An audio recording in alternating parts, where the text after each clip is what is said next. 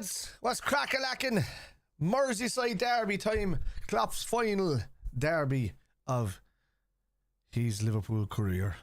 And I say that going down a tone because it gets sadder and sadder and sadder. Until, no, it's still going to be sad.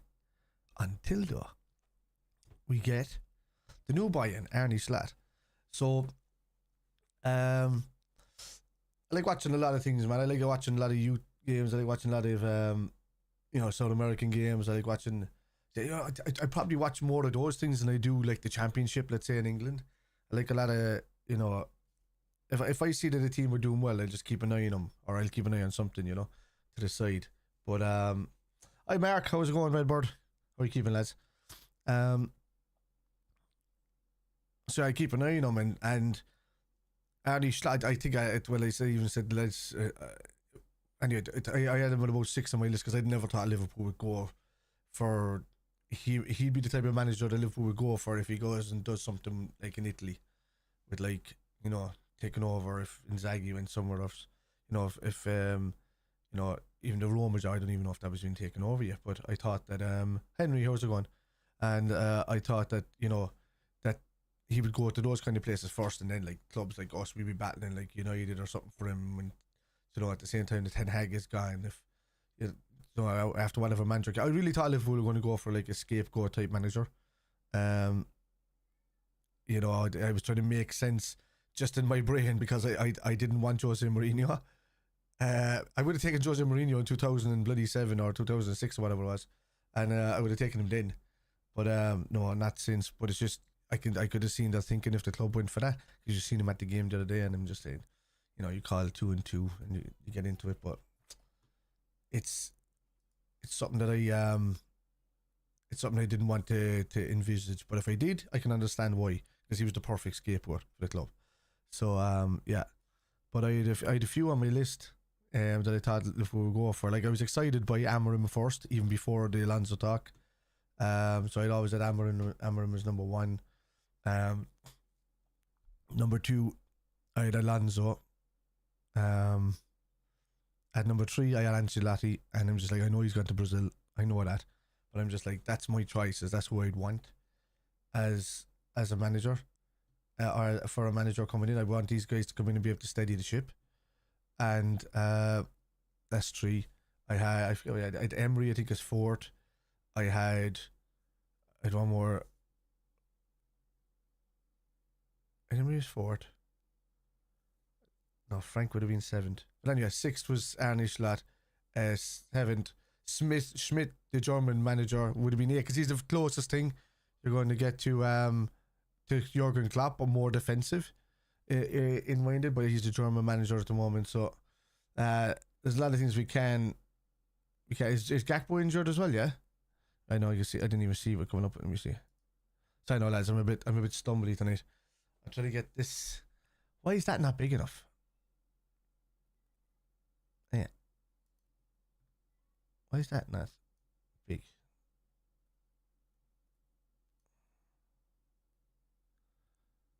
Why is that not so big? It's normally that bigger, isn't it? Why is my 2 seconds now, guys?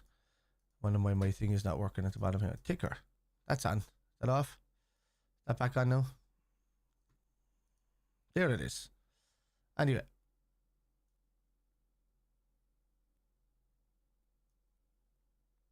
Full of none of it. Yeah. That'll do. Alright. So anyway. It is 3 points. 3 points for every game, lads. It's just the way it goes. Every team's going to have to do it. We can't be hoping we're playing. We have a chance to go ahead of City here, and then they have to act. It doesn't matter how many games in hand they have to win them. That's just the way it goes. I'd rather points on the board than games in hand. A few times against City, we've had games in hand and we haven't capitalised. I'm hoping that the same thing happens to them this season. I'm hoping that Arsenal just make one little. They've got the derby coming up in the weekend as well. We do well in our derby. We'll see how they in our game 16 starting 17. Oh yeah, the ratio goes right down to 8s from 12s with Kanate in the team. So He's a godsend. So we have Keller, Gomez, Endo, Elliott, Simicast, Gravenberg, Clark, Dans, and Kwanzaa. Jesus, Dans to come on and get some sort of winner would be great, wouldn't it? I don't wanted to get to that. I said 3-0 because I think we need to go out and show up big time tonight. And this is about to kick off. Ah! It's already kicked off.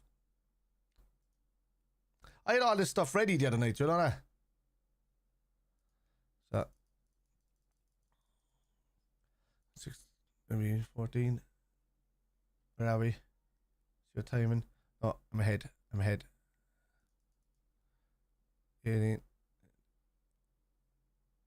Yeah, I'm done. Alright. That's the time I'm on, lads. Don't celebrate before me. Anyway. He's a Yorkshireman. There you go. Sebastian. Come on, get it straight into these now. Dominate from the outset.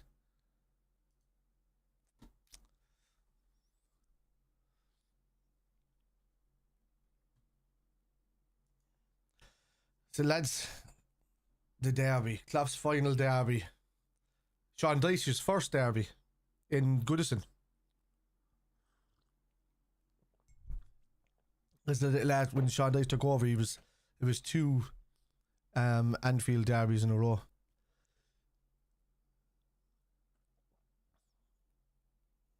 Verge. Lovely ball out wide. I put down wrong. It's where's Robertson? That's NUNEZ. Sorry. What a ball. Oh.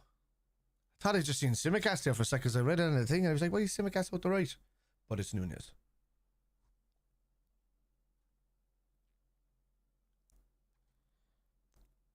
You forgive me for being so all over the shop. I only kind of got on, like I did all of these graphics and stuff the other night when I finished my last stream.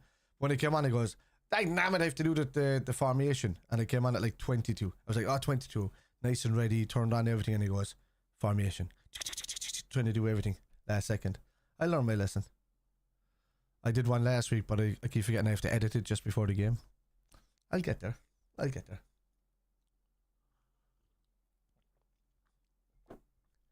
Ah, no, I don't start with this buffering crap. Seriously, no.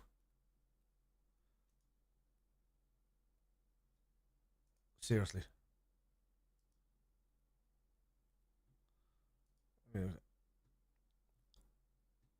have to pause this here now because it's a bit behind. So let me have a look at this here a second.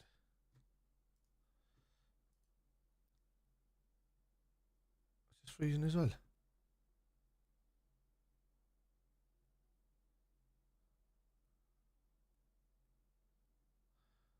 Oh, Jesus.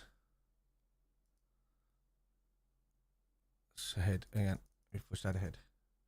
Nah, this is freezing all the time. Stupid. Unbelievable. Yeah, let's have to find it elsewhere. My bad. Hang on, give me a second. Alright.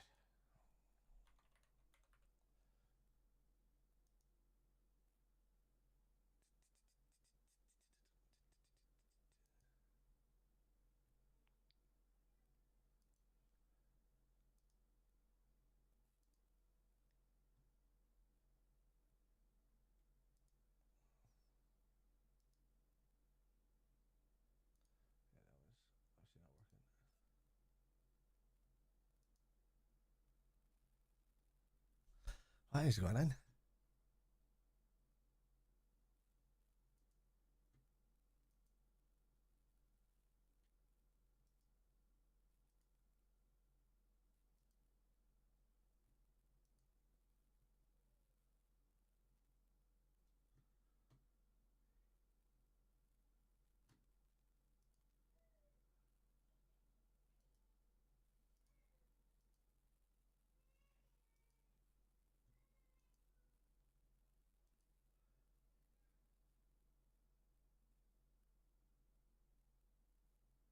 Sorry, no, lads. You'll have to keep me updated on that because my stream is down for a second. I don't know why it's doing this.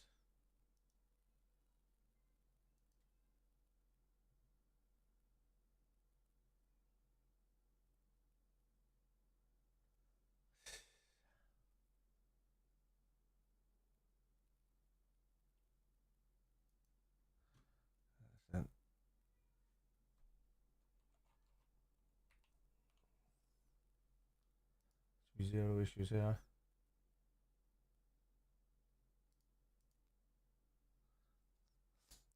Just testing my speed there to make sure. Where's that ping on 7?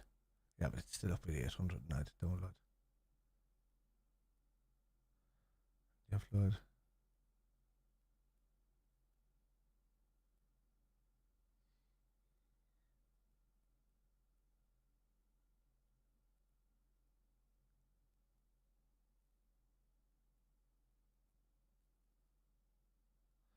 There should be nothing wrong with that. You could do the reboot, but it should be nothing wrong with that. I don't know why it's acting like this. Apologies, no lads. Keep me updated, very. I'm not on this. Not seeing anything and not hearing anything. None of this is working.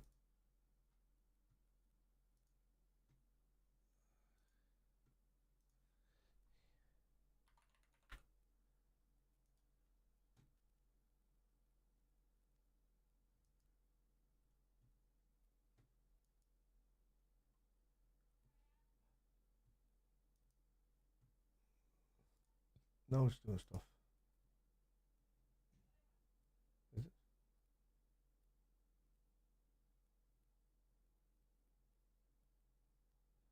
Why is it taking so long to load this thing up? It's working, but it's taking so long to load a page. Every page is taking like 20 seconds to open or something.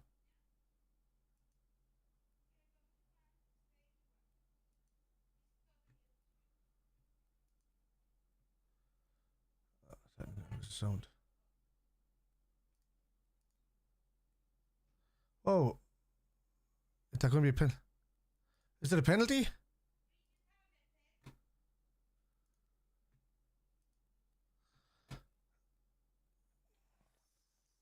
He's offside, He's offside,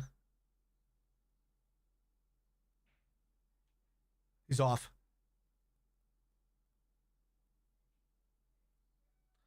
Offside. Yeah, it's offside. Well offside. Where'd that ball go?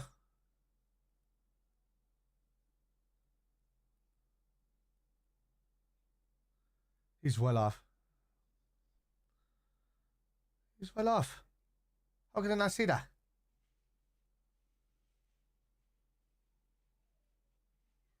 He's well off. Yeah.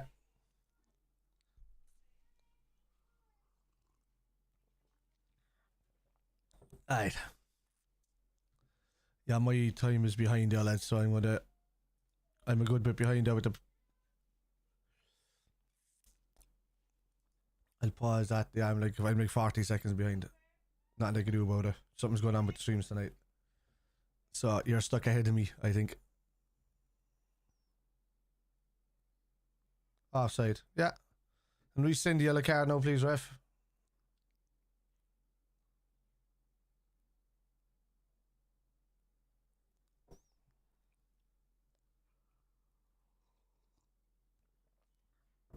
Why did that even go to VAR? What do you mean it looks like a correct assist? How is Begley saying it? What? Begley saying that? How's he even saying it looks like it? The boys sort of everybody was like I don't understand that at all. Time is on no lads. So we just yeah. Have you gone? What's going on? Jesus.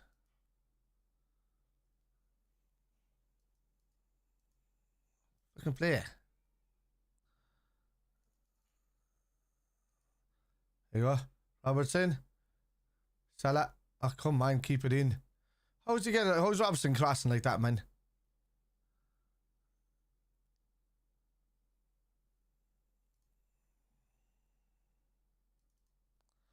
Oh, everything's going off. I don't understand what's going on.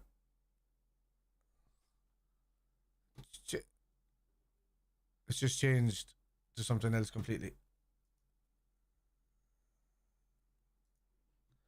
It just changed to something else completely.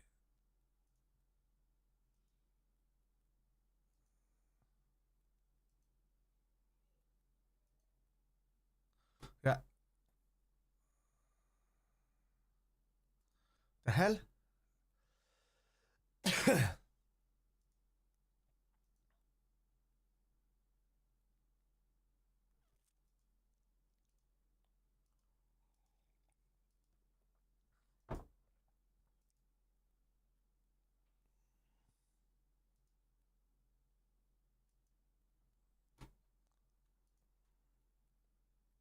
Yeah, so we got it. Okay, so now I'm back ahead again. Jesus Christ. So, wait for that to get 27 seconds.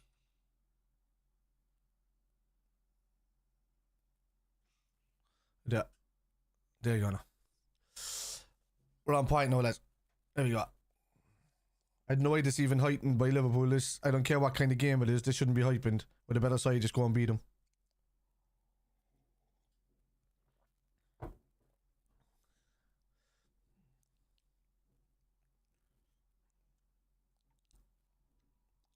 And yeah. Everybody see me okay? All good?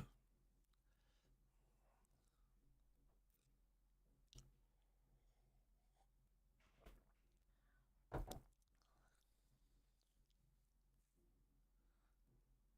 frozen again. Hang on. 2 seconds.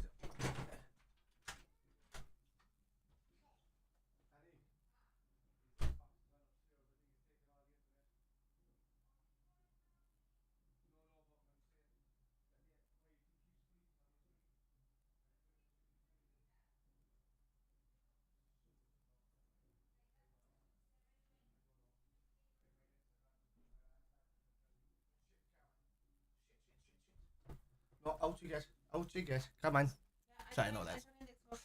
Yeah, this, I think the SOS understood this is free. All this, everything's freezing. Yeah. I don't know what's going on. I've a gigabit internet, lads. I never get any issues with lag or anything, so I don't know what this is. This has got to be server issues or something. Can't be me because I'm streaming to you where there's no issues here. Let me have a look online.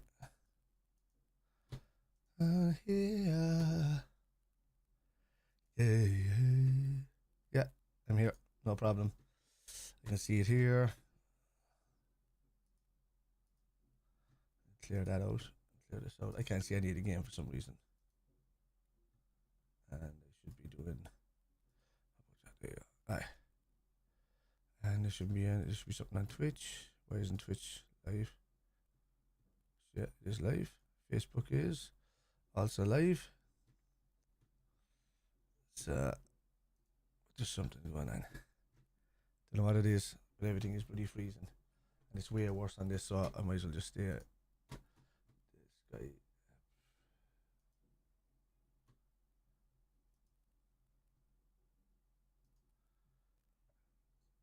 Right, let me get to this. 30. Head again. If it freezes, lads, it freezes. There's nothing I can do with it. But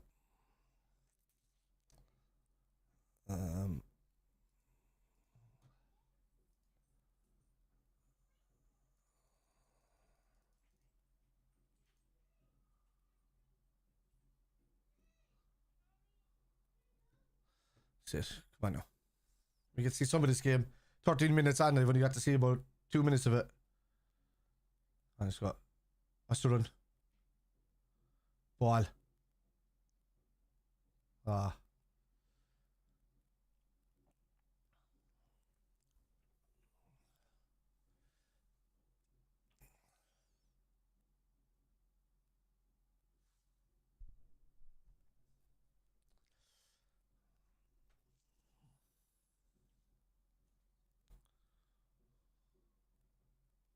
Yeah.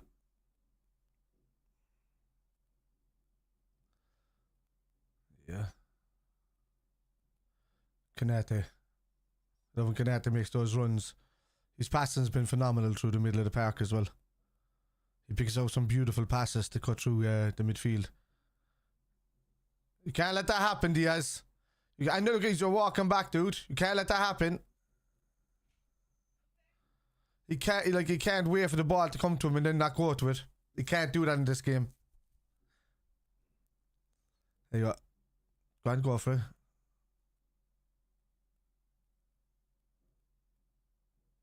Go on, go on.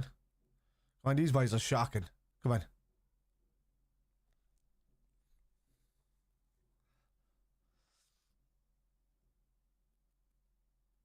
As we start turning the screw, you'll see it. I'll be fumbling words for a while or something. I'm in the middle of doing keto, so I'm hitting kind of ketosis a fair bit, so I get a bit foggy from time to time over the last day, so it'll be like that for a couple of days.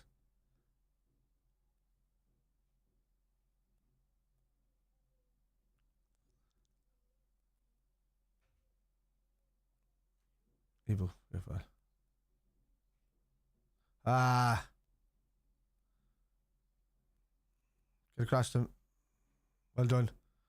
Well done, Macca. Well done, Jones. Ah, come on.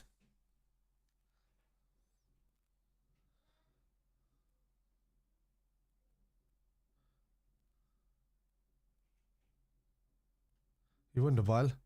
Jones is 100% you, boy.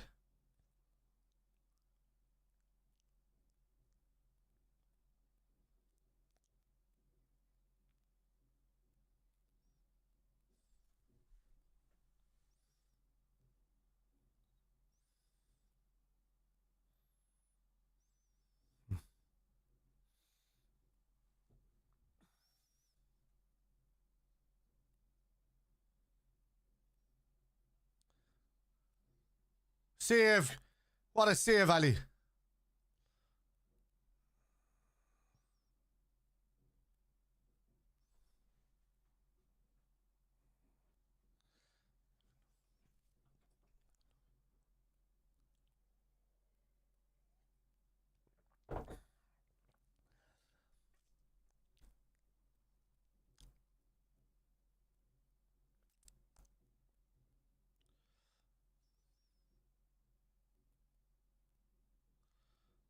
Well done, Diaz. Been held up. Well done, Diaz.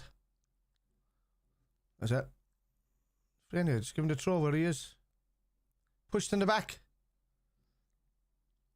And damn it, he was pushed in the back. Great save, Ali.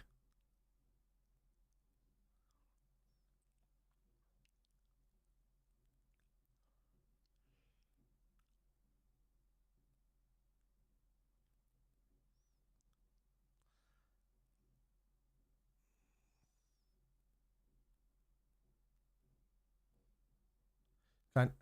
Oof.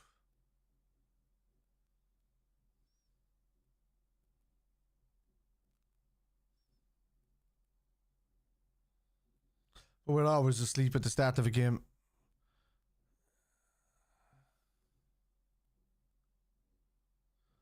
We're always asleep at the start of the game in defence. It's just always been the way this season with Liverpool. They get tighter as they go along in games, and we turn into a second half team. But, you know, we do leak a few chances at the start of games. Shit.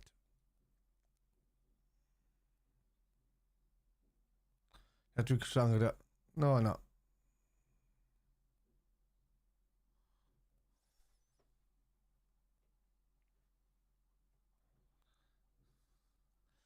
Yeah, it is what it is. We're taking it too calm again. We should be really at him. It's a derby, like. We should be at him. We should be passing around them. We should be smoothly passing around them, not passing back. Liverpool seem to think these days that passing back is possession. It is. But not the way we used to hold possession up outside the box, you know? It's not the same thing.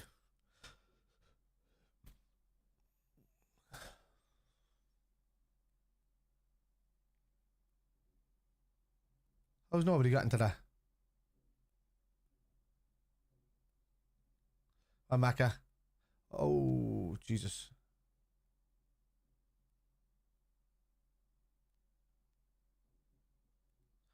Yeah, somebody's shouting, what are you doing? Move with the ball. Don't be just holding it up and walking back. I don't know what, yeah. I hate this style of play when we start playing it. It's too calm, and like the office probably telling them to be relaxed in their play. But there's no urgency within the passes at the moment. So we need to see that go on, Diaz. Everton are trying to press and close down. This will be the only game that they'll play all season. Because they know that if they get something out of this, they're safe. You know, they'd have to get results as they're going along against other teams. But they know that if they get up for this and they know. Go on. What? Oh. I'm very lucky there, Pickford. Ah. So lucky.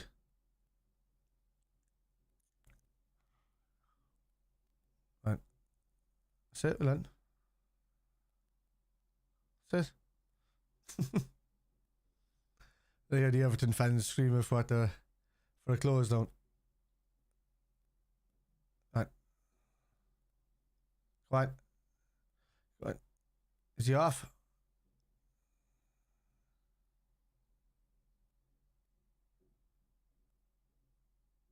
Len. Ball. Sit, Connor. Take it.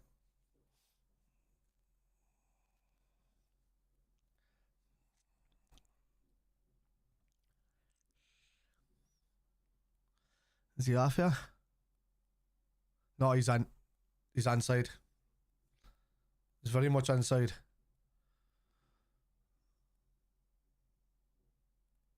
Come on, Les. Straight into these. Come on.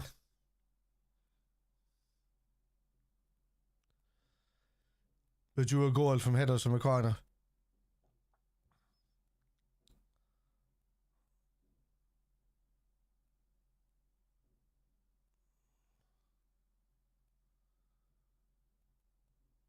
Oh. That was like out the wing. Sit. Oh. I leave it out. Well done, Nunez.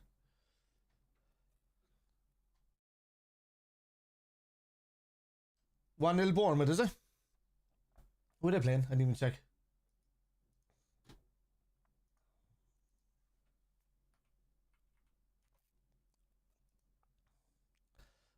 Oh, what, against Wolves. Okay.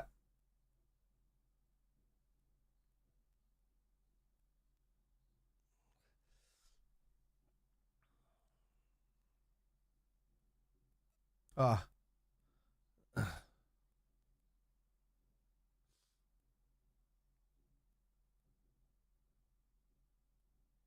Source.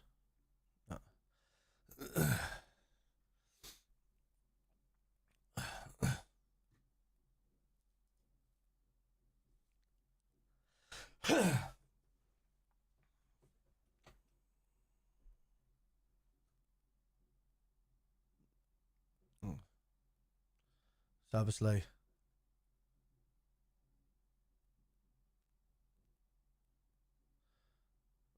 Callister. Trent. Callister. Trent.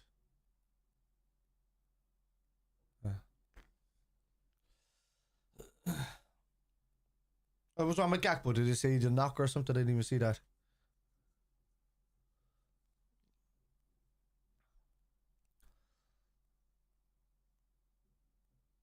I just heard the news about Jota. I didn't hear anything else with that. Score update. There is it. Jeez, I took Semenyo out of my team a few weeks back and he's been scoring all alone since. I had him as like my backup striker. Well done, Jones. What? Well. Nunez. Ah, Jesus.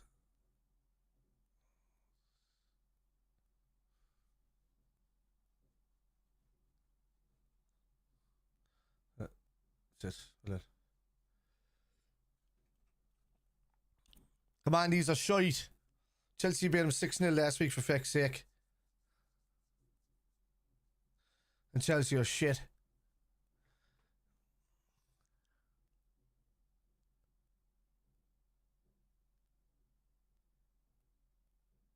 Anytime anybody sings shit Andy Carroll against Nunez, he scores. So they can keep singing that all they want.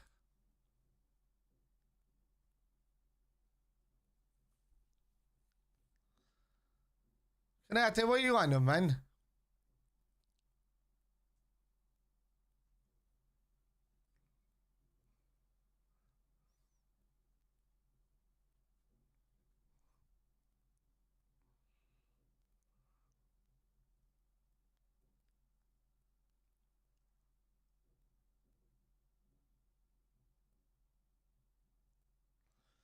Right.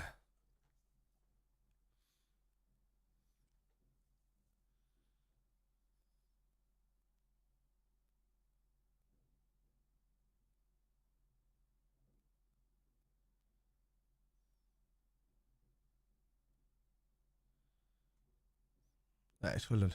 Cleared out.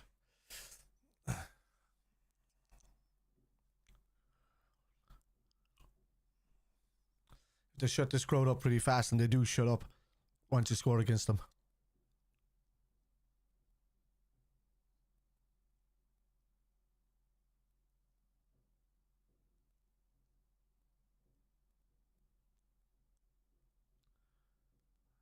You're not touching him, ref!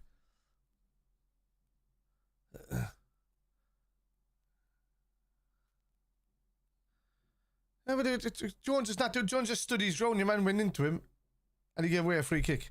It's too soft. These kind of free kicks were stopped in last week's game,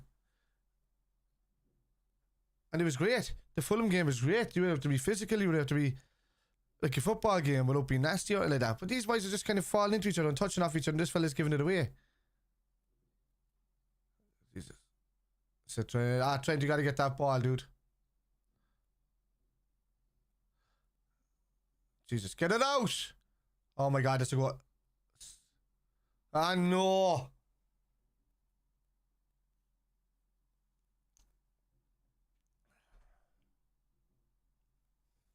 Sloppy. I don't know what's going on. It's like we've forgotten how to defend in recent weeks where we just get sloppy all in the game.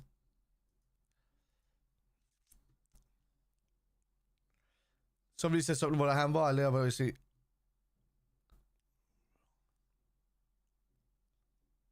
Was he offside there? Trent not clearing that there. Not clearance there. Yeah.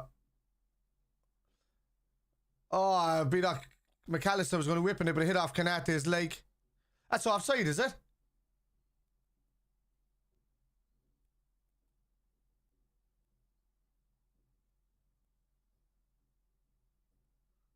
Yeah.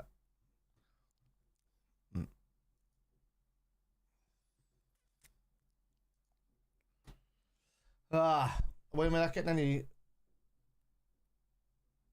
I knew it was offside. I said it. Yeah, I told you that he was offside from the first crossing. This was offside from the first goal.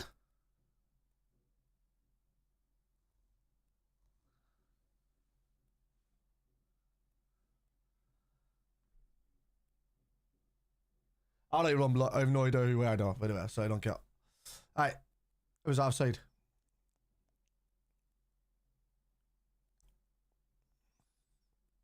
Don't forget to roll up your sleeves, Rumbler, alright?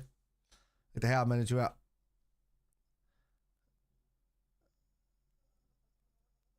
He was offside there, right? The first one.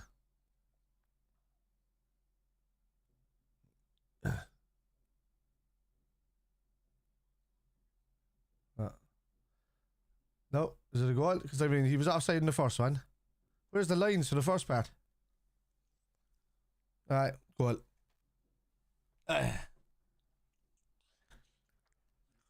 You'll see it now. Wake up, lads.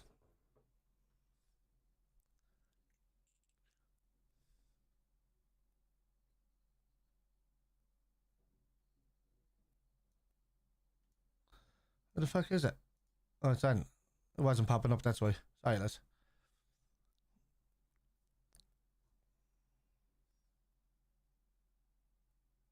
That's why I'm not seeing any messages. The pop-ups weren't staying on. It's now on. Who's that? Did he just spoil the game for me though? Hang on, I'll ban him there. Nobody spoils the game. Sorry, buddy. The other head there when you're posting them. Yeah. Ban him there, Mark, if you don't mind. Cheers. Thank you. Alright. We say it at the start of every game. I don't care who you are, what team you support, and whoever's in the games. If you spoil the game ahead, you get banned for life. Simple as. Oh. It's my number one rule, really.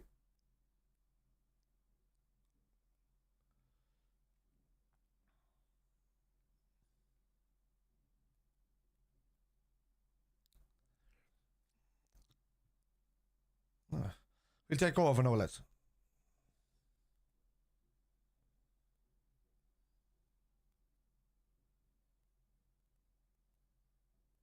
Right.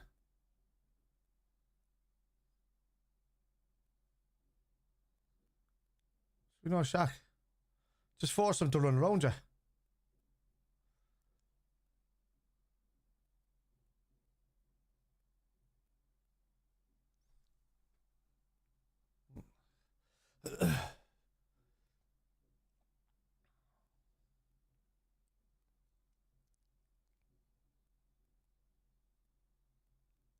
It's to run that way, Sebastian. I know you're coming back in there.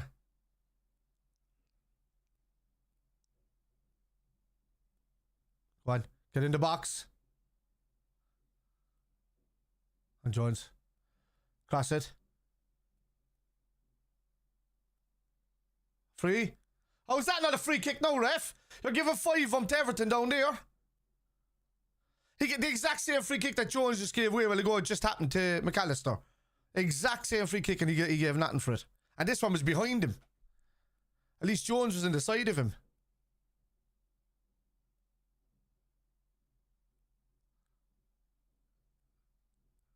Fucking battle job, ref, man. He's going to give all home. You can see it about him. And looking at the fouls he's giving away.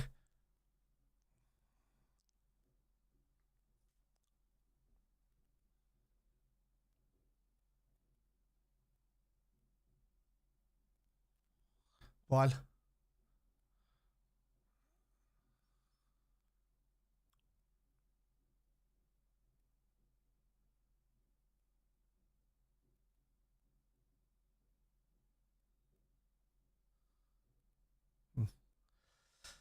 The only reason Salah is so quiet is because he's leaving in the summer and he doesn't want to damage himself before he goes.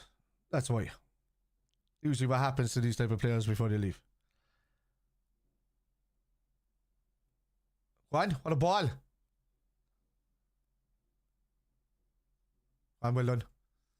Fuck me, we're opening them up so easy there as well.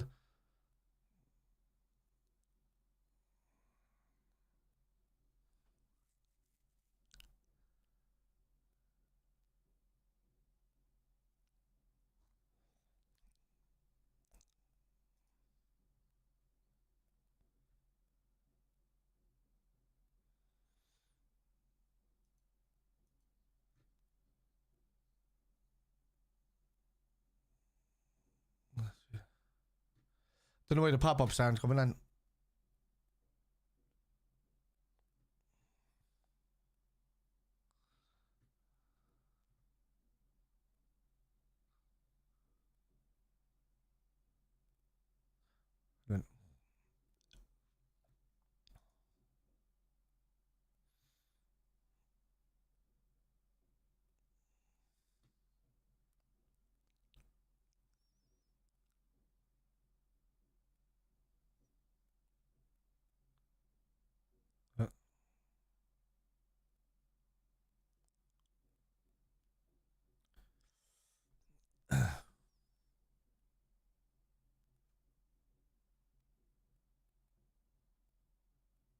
Juan Diaz.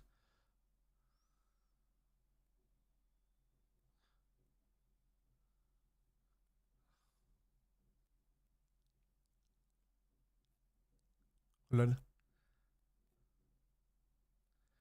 No, I do not.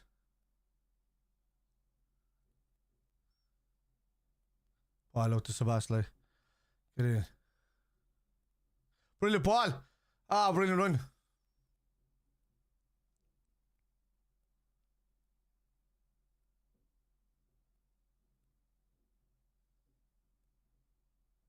On Diaz.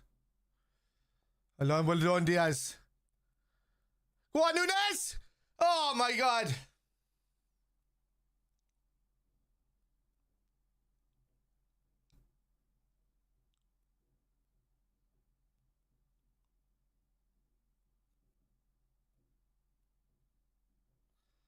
Jones, hold on to it. Well done. Well done. Sit. Well done, lads. How would Nunez miss that there, man? Just shoot into a fucking corner, man.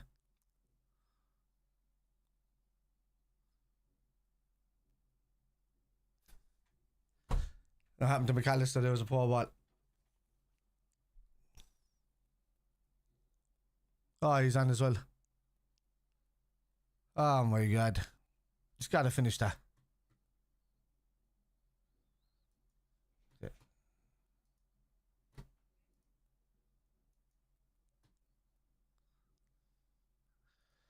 Why is these pop-ups not happening? Let me have a look at this. I don't know why these aren't happening.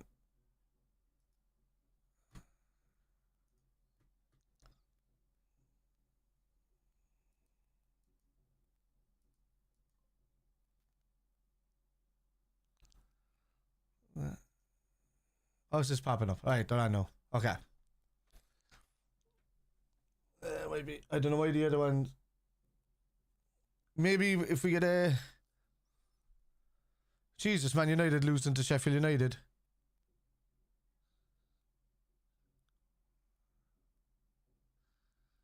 Well, Diaz. That's not a free kick, ref! He's fucking shit. And he gave a yellow card. No, he's the captain. He's allowed to talk to you.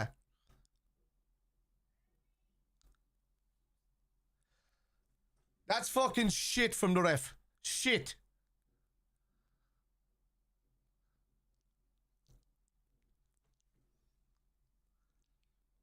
See this here now, right? He just won it. Even Luis Diaz, he's fuming over it.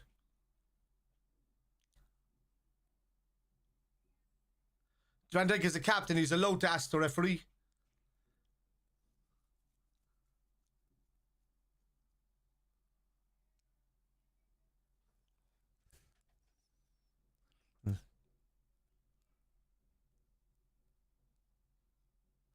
Word.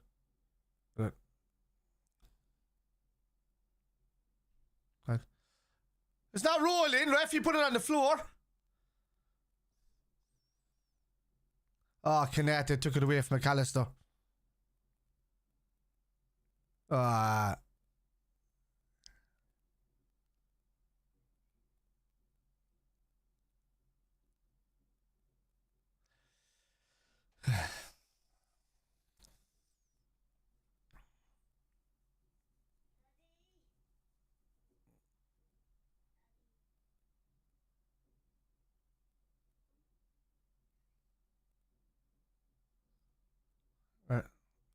Referee gave a free kick for that to Diaz.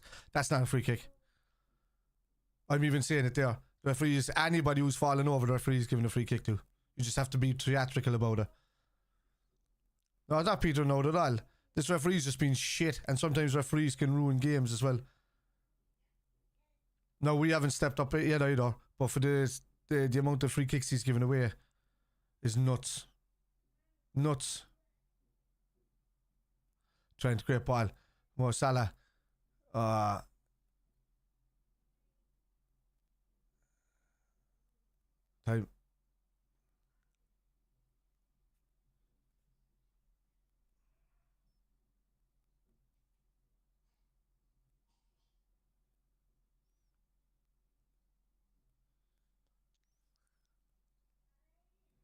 And more.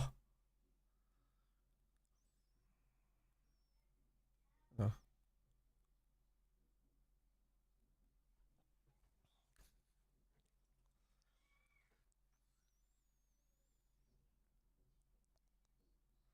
Right. Canate.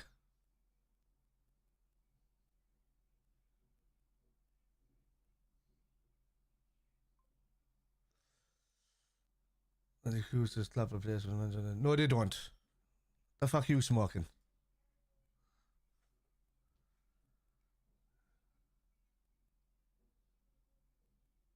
Go on, great ball.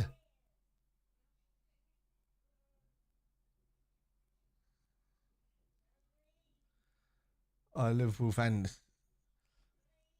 South of the equator, any that fella.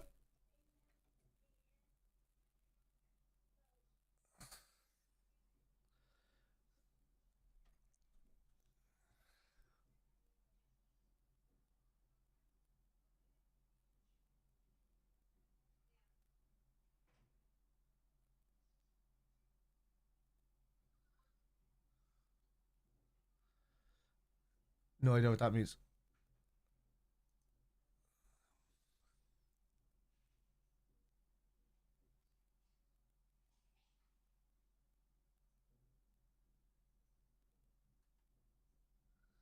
Some fella in the background going, show us a replay then.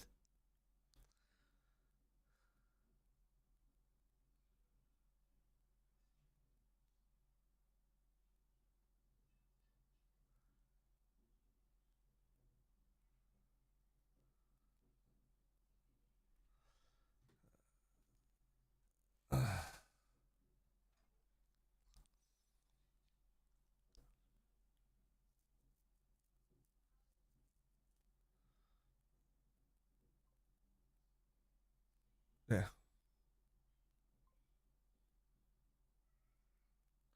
No. No, absolutely not. Antonio Conte has got a bad attitude for the club. You don't know what it's like to be a Liverpool fan, man. What are you talking about? No Liverpool fan wants Antonio Conte to be a manager. His attitude stinks. He's all about Antonio Conte. If you don't understand what it's like to be a Liverpool fan, then just don't talk about it.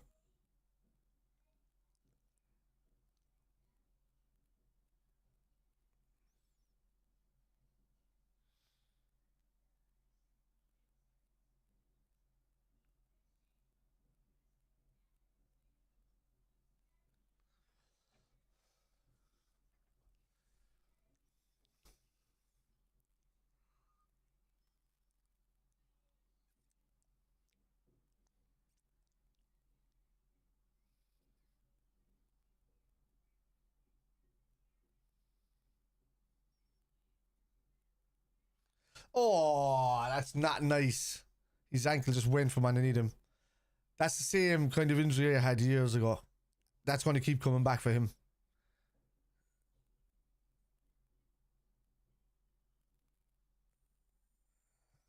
It'll keep going, dude. You don't realise it right now, but your ligaments are done. He might try and run back on if he thinks he's run back on, but he's not going to play out this game.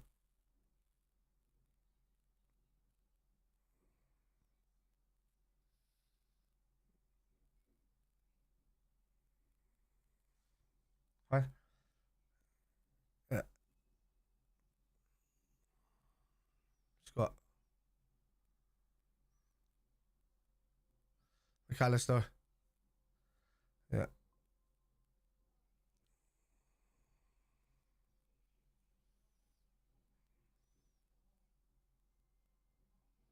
Go on, go. Diaz! Fucking hell.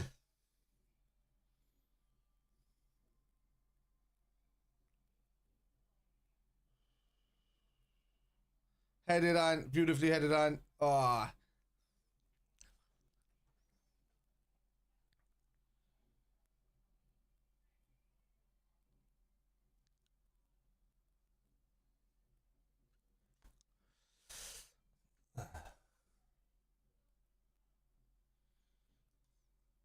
Alright.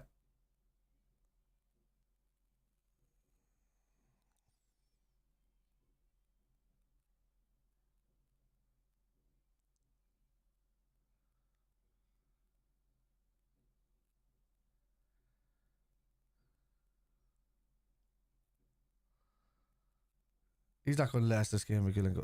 Not with that twisted ankle. No way. If his tendons aren't gone. Dude, I don't. What? Go on. Salah. Jesus, man. We've had 3-4 chances there in the last minute or so.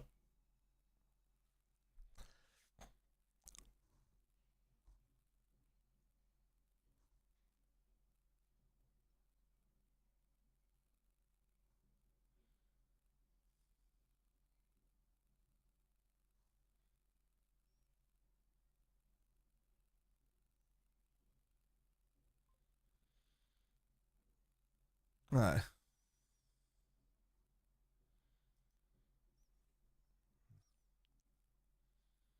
Harry Maguire.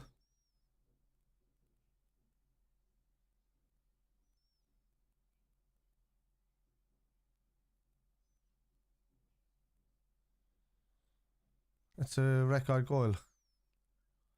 1,085 goals.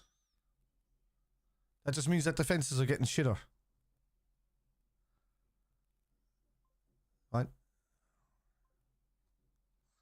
What was that? What? What are you on about? Lads, I don't care about talking about transfers. I'm watching a game. If you're talking about Liverpool Everton, talk about Liverpool Everton. I don't care about transfers. When there's a transfer show on, I'll do a transfer show.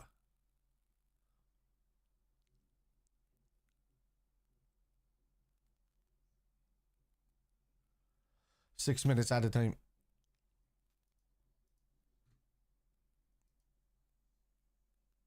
There you go.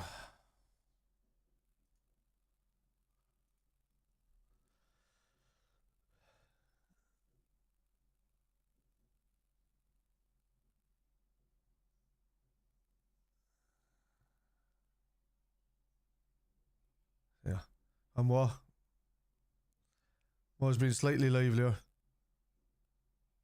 Hold on. And let's get one before half time. They've completely backed off Everton now. They're tired. I told you that. Go on, Diaz, well done.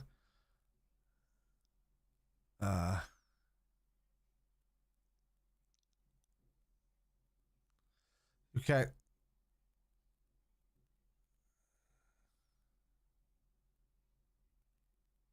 Well done. Well done. Well done.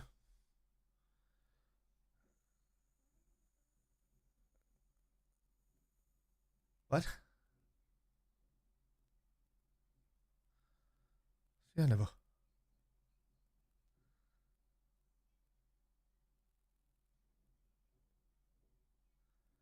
Who the fuck is an MOKKEL?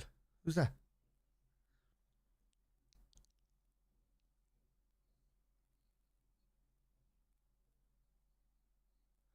I'm not talking transfers now, dude. It says Everton v Liverpool. It's not a transfer show. I don't know who you are, so I'm not going to randomly talk transfers with you. You know what I mean? You show up for a few shows and then you get it. I like quality over quantity on this channel.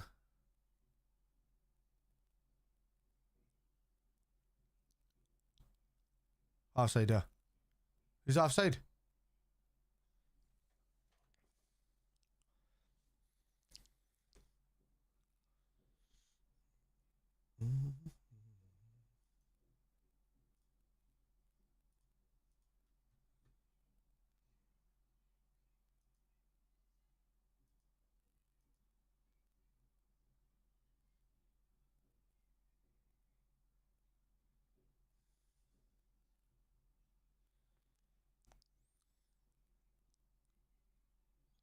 One Trent. Then more. Brilliant. What? There.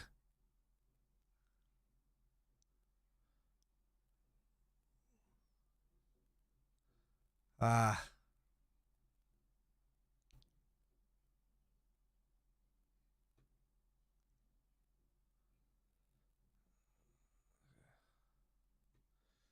Yeah. Salah. Sebastian. Salah, Jesus, man.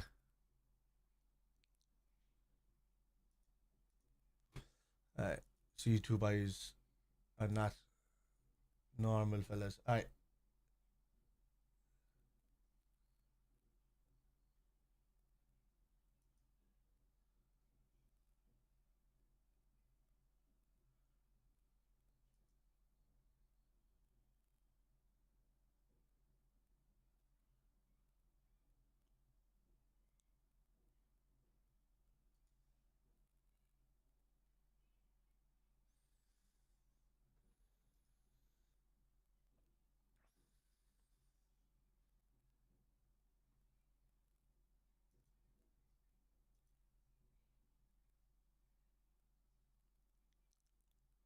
Fine. Corner. The handball, was it?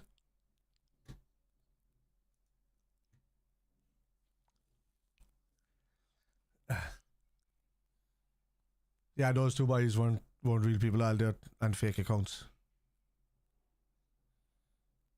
They know me from somewhere else. Alright.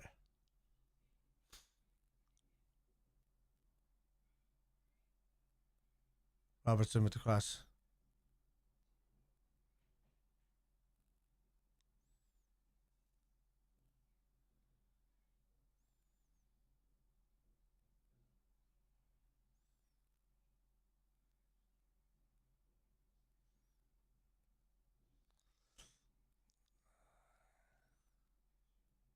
That's it.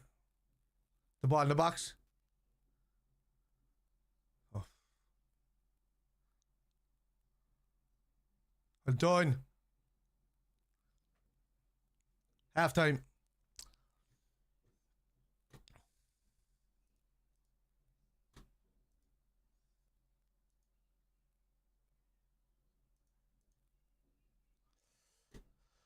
Right. Alright, lads. I'm getting a glass of water. I'll be back there for the second half.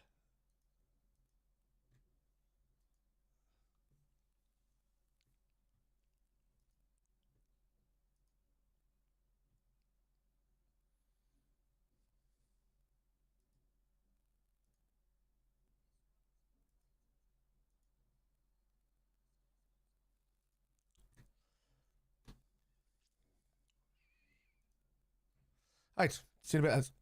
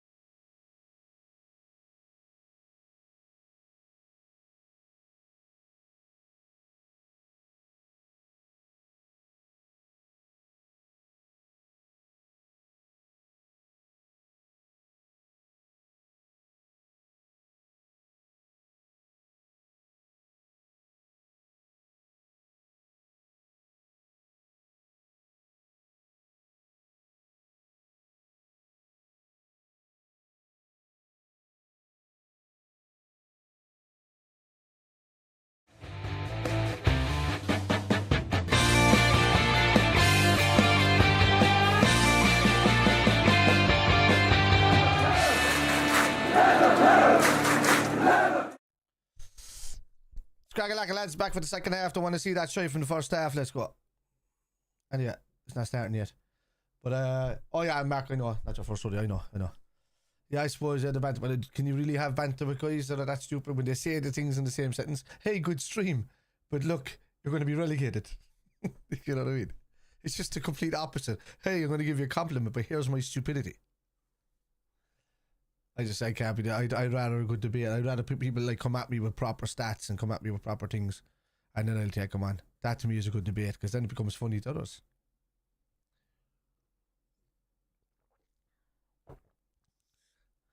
Stat man do.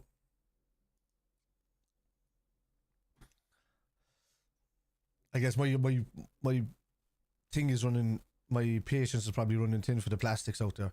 You know, all the Muppets online just typing shit, but never intentions to go into a game or even understanding how the club works, or like your man there earlier, whatever he was talking crap about, saying Tony Cruz or something. What the hell is he on about? He had to be winding up. You can't be that stupid.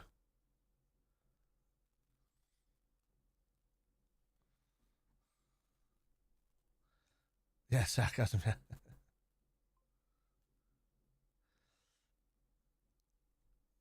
It's a crack, Ozzy. Thank you for subscribing, buddy. Appreciate it. 26 months.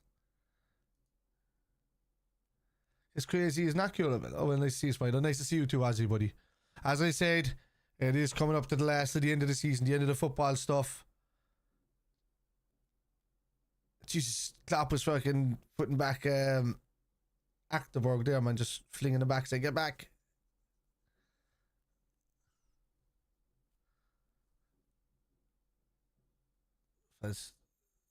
Yeah, I know what you mean. Welcome, Ozzy, man, welcome. Thank you for the sub. Appreciate that. Yeah, if anybody, when it says wait, you're still here on my thing, that's when people are subscribing. So, why is that not turned on? The order should be on. Why is it not on? You type something there, Mark, just to see if it pops up, dude. It should just pop up automatically.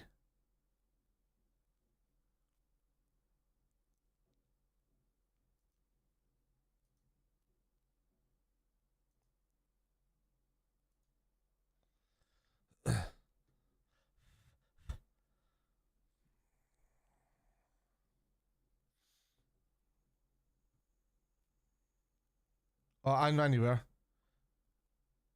Ice hockey winding up, so okay. The Twitch is, but I don't know why YouTube isn't. Wait. Is the chat there from YouTube? Yeah, that's why it's because it's not in the pop-out chat. Hang on, let me try it there again. Alright. Try it there now again, Mark, if you don't mind. Just where you were there on YouTube, and it's fine. It's just I was wondering why it wasn't popping up for me. That's why I couldn't see your messages or hear the ding when you were sending the messages there before halftime.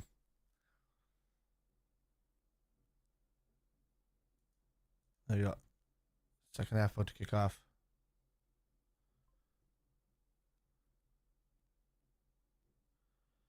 I'll have a look at that then. I heard a bing, so I take it that's you, Mark, so it must be working again.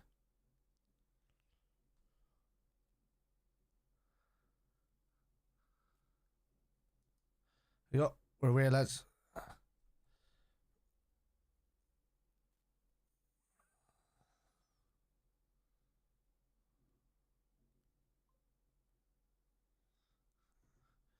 Alright, yeah, look. We need the first goal here now, 100%. They're all working. Alright. Let's go, Ebu. We need to be faster. 2-1 to Sheffield, is it? Jesus.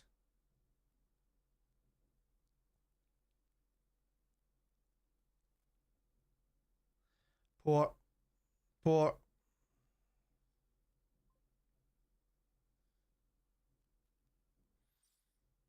That must be instantly, was it? Oh wait, that's 15 minutes ahead. I could have watched that at halftime. I didn't even realise.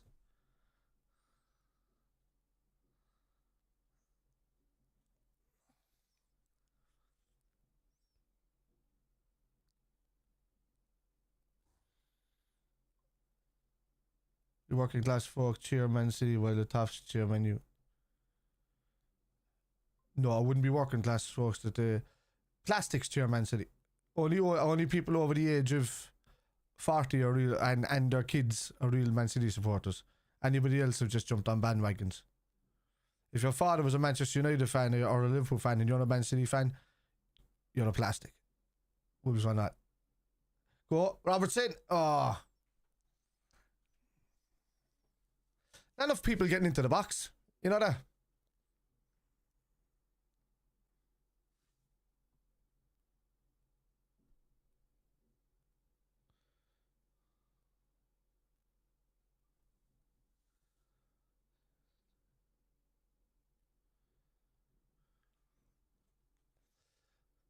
Robertson with the corner.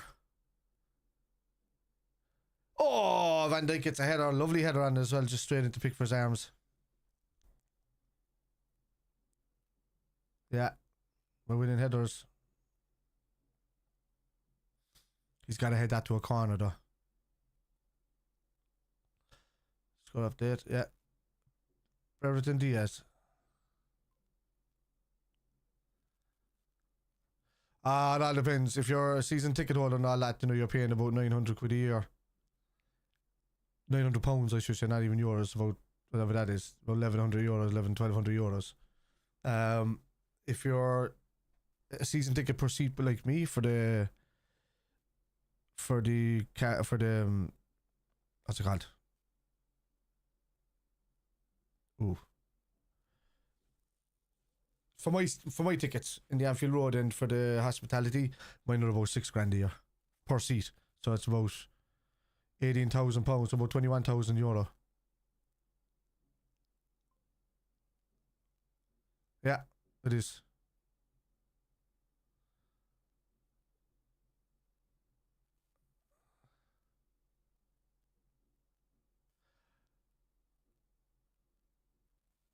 So I'd need about 2,000 more subs there to pay for it on my own there, Azzy. So if we could share, it'd be great.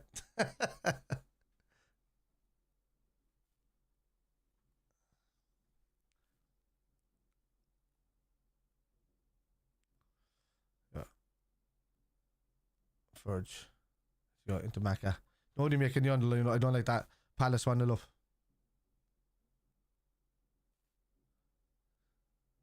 One more.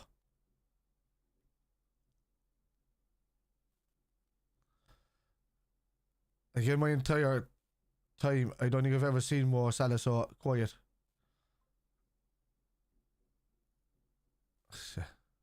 There you go. Whatever that is in Canadian dollars.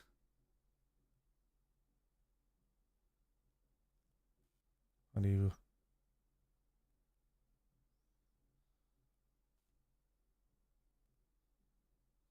Look at the gap for Diaz, and there's nobody playing it to him.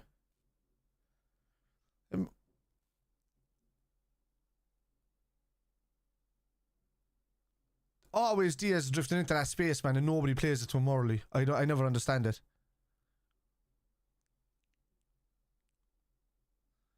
So he comes in from here, right, and his job is to lay it across to somebody, and then make a run. And then make a run. You know what's going on?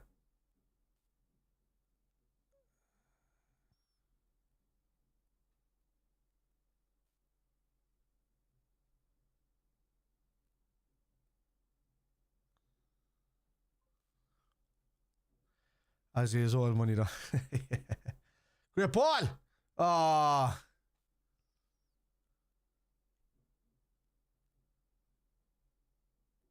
Jesus.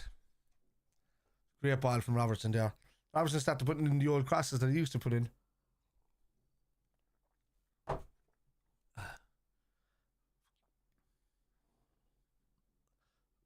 Robertson corner coming in. You go get it. Oh. Macca.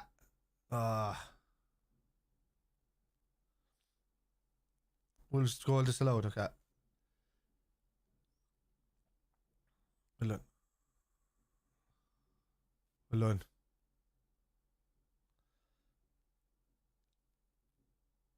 Where's that a bit there? That corner there, is it? This is not full up.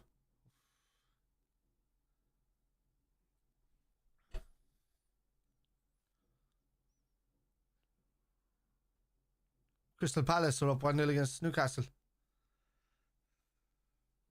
I was just seeing that there from Henry, yeah. Didn't know who they were playing. Oh. I gave it straight to him. Got Maka. Jones.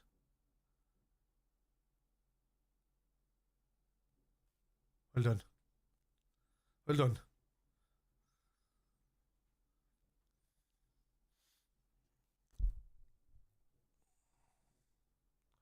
And Canadian dollar equals 70 euros. That's 30. Jesus. Imagine what you are to the pound, so. As well, like 18 difference. What? Ooh. Oh, Jesus. Obviously, you got in the way of Trent.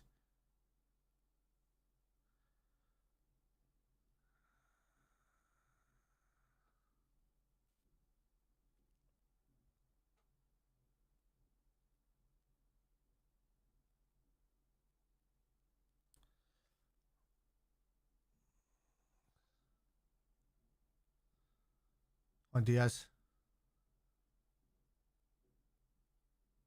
And they're going to push and kick at you the whole lot. They don't want to. They didn't come to play football. They came to kick and push. It's too much outside, lads. On Diaz. Fine. On Diaz. Yeah, ball. Ball. Robertson! How are you missing those all the time, man? Robertson misses a lot of them, man. Like a lot of those chances. He's on. He was fucking onside.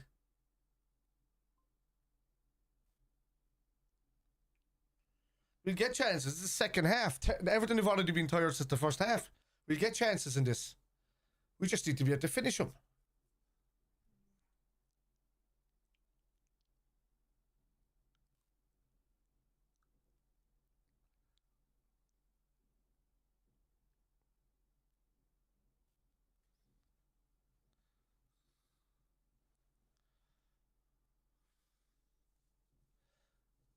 Yeah.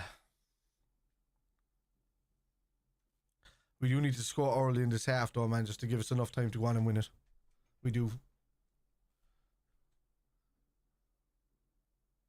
Everybody has to start fighting, though. You know, one fella that will fight is Robbo. You know, Diaz will fight. And then, well done. Well done, Diaz. Brilliant. Great. Go on, Diaz. Salah.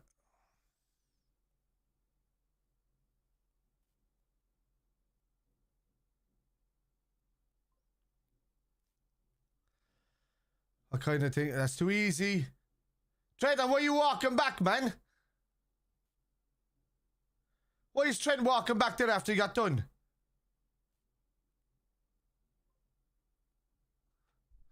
Would not want any easy 5-0 blowout wins, would you? Where's the fun if you aren't on the verge of a struggle after that? Jesus, nah. Don't tell me that, has he? I don't want that in this game. Brilliant. Come on now. Turn them over. These boys are shit. Go on, Diaz. Ah, Salah, lucky. Salah's getting into positions now.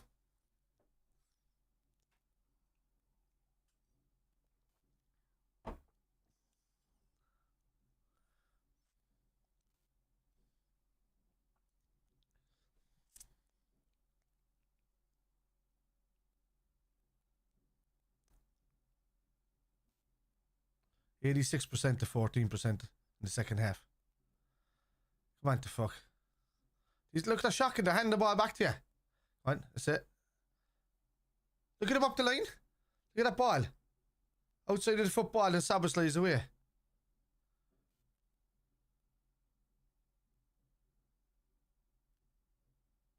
Look at him, he's gone. Great ball. Go on. McAllister.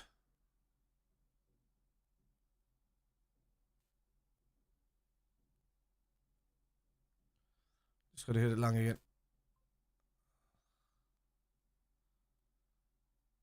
And head that out. And verge. Salah, how are you not able to take a touch on the ball headed to you? It wasn't even blasted at you, it was headed down to you. Hey, Gino, how's it going?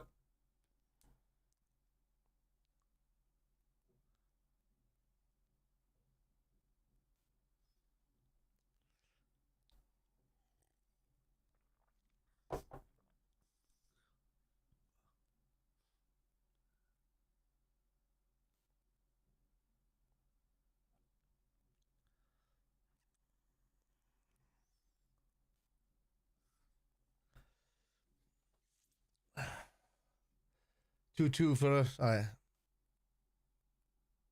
Why can't they see? Anyways. I think the whole thing is slowing down. Whatever's going on tonight, servers, everything. Call it Google or something. That's 2-0. Header. Too easy. How can you give him a header at the back post like that? I didn't watch her sliding that clap. It's not funny anymore.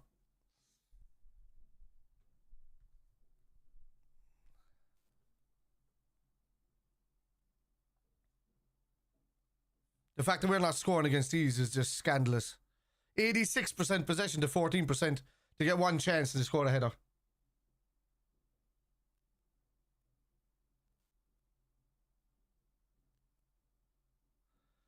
I don't know what they're looking at. Fella's just not looking at the right places. Trent.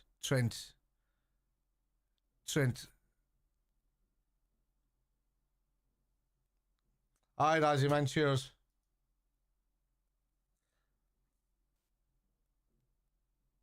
Sebastian then is black. I don't know what Sebastian is doing in there. He's just, all he was doing was just kind of looking at a fella, not looking at where the ball is going, not looking at anything. And then blocks Alisson's vision.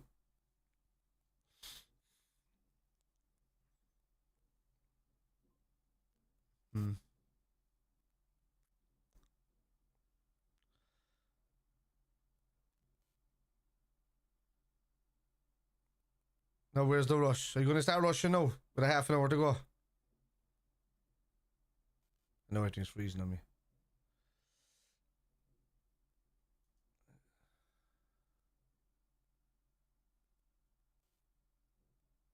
That's the freezing. Where's the freezing? It's amazing now. The opposite fans come out of the woodwork when the team loses. Or when the team is losing. They never turn up all season to the channel. That's a foul. Not all season. And then you've Aegis like this fella coming out of nowhere.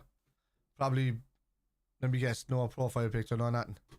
If he doesn't have a profile picture and doesn't say any more, ban him. I want real opposition fans in here. Not just trolls.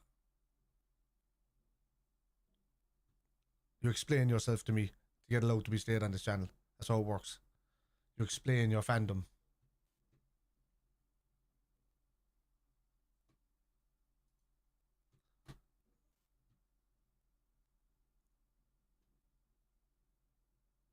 Jeremy, him, is it?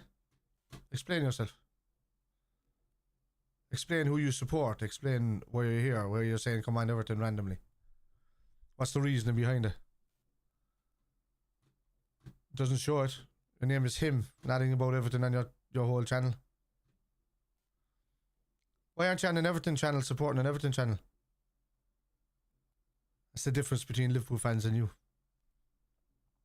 Is you have to be elsewhere, always in the shadow. Always needing to go to them just to see what we're doing, just to see what we're at. Always to show the bitterness and the anger. Where's the support for your own channels on Taffy TV Live?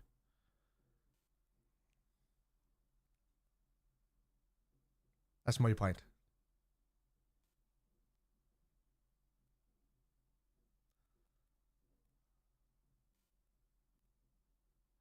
Let's go, Verge. Let's go. You're proving my point for me. Why aren't you on an Everton channel? Supporting an Everton channel. Why are you here? Where were you for the last... How many watch-alongs have I done for Derbies now, lads?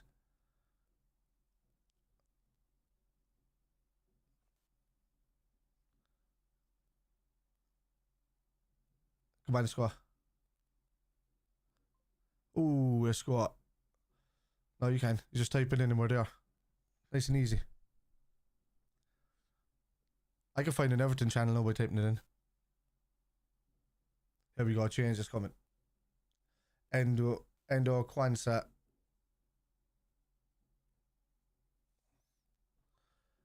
Robertson.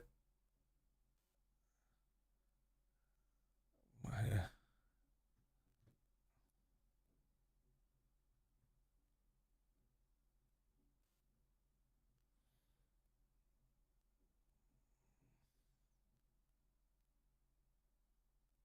Jesus, what the fuck? Terrible kick out from Alonso Vasley. Ah, come on, ref.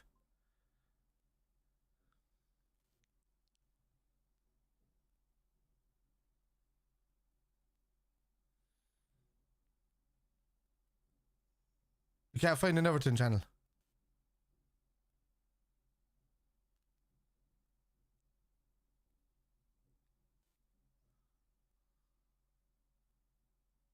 I'm just saying I was intrigued. So the fact that you're engaged and you're talking with me, that's better.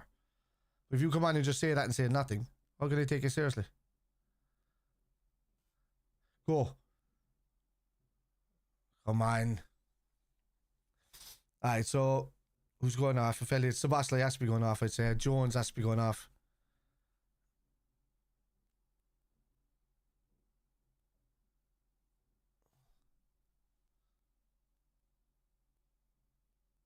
Yeah, Sebastian's going off as well. Jones is just not been great since he's come back from injury. At all.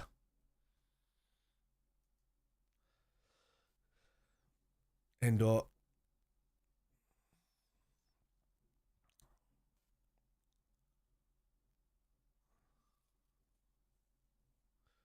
is he throwing Trent into midfield? Where's Kwanzaa gone? Is Endo, wait no. Who else went off?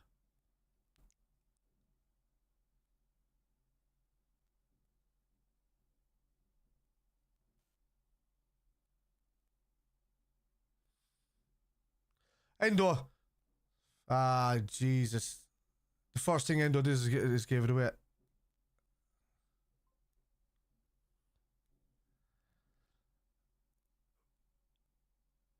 Probably Trent, lads. He went from being man of the match in the last game to this game just being fairly awful.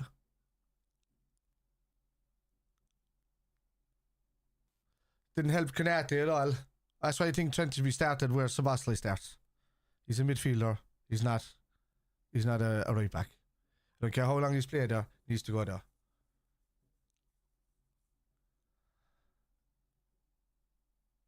Don't know. Couldn't tell you. We'll wait and see. But you seem to be dominant in the air a lot.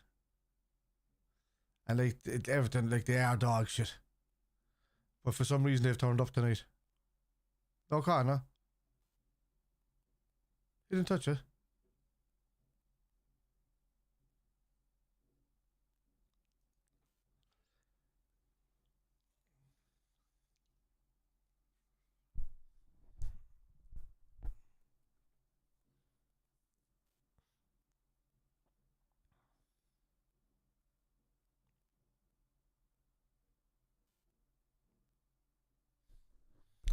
He's taking out the focus. But the microphone's taking the focus from the camera.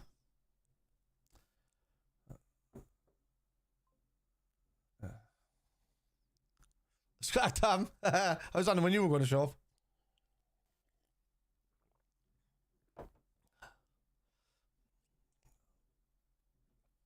Don't know what's going on. Everton decided to turn up today.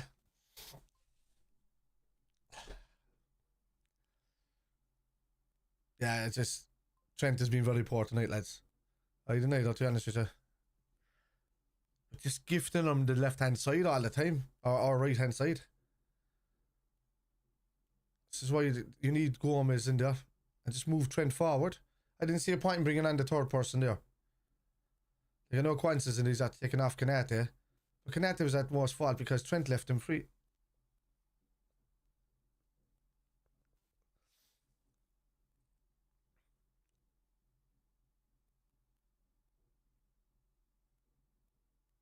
Yeah, the offside. Trent, not a poor ball. Just hitting hope.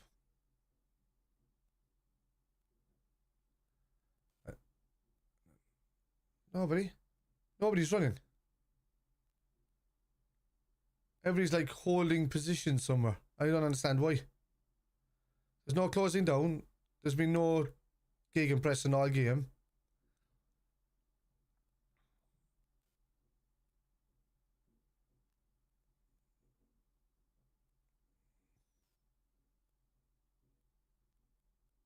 Ball. Great ball from Elliott. Diaz. Nobody in the edge of the box.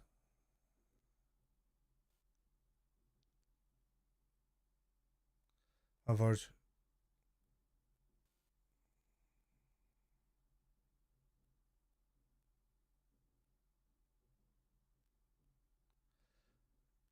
Harvey Elliott. Thought he'd be doing brilliant since he come on. Salah! Just fucking hell, man. What is Salah doing? He's like twinkling or something. Look at that. Oh.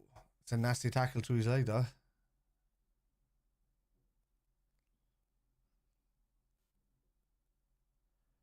Trent. Verge.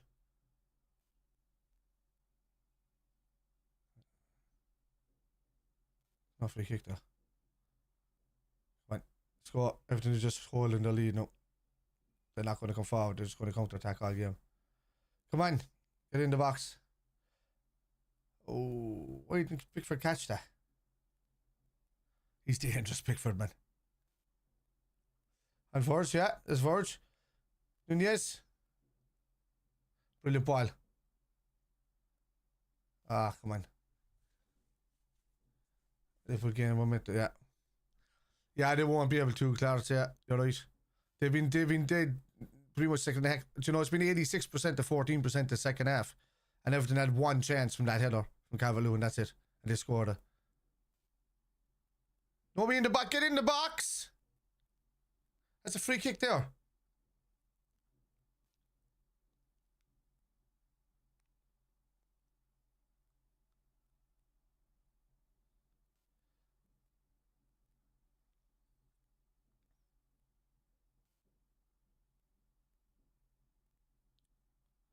On Diaz.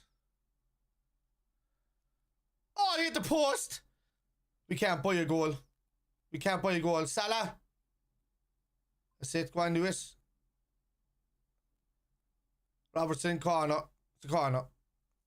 We're breaking them down.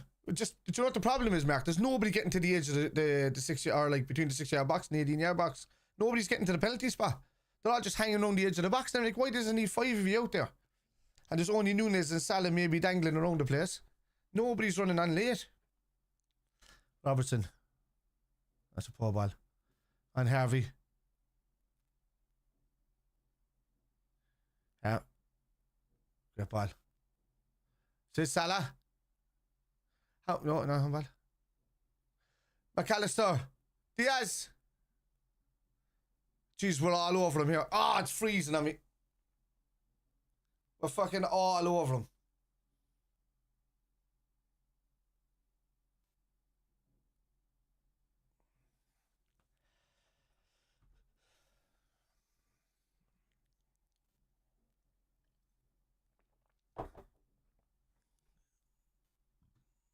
My time is going ahead when it shouldn't be frozen. Yeah. I paused that at the right time.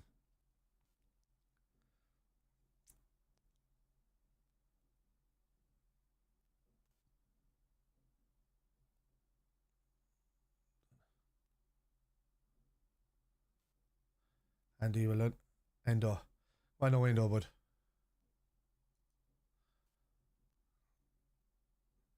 Harvey. Harvey, what kind of ball is that? He was making a run forward. You have to cut that ball through the players. He made the run. Put his head down as Trent is making the run. That's a shocking goal to give away. Shockingly easy goal to give away.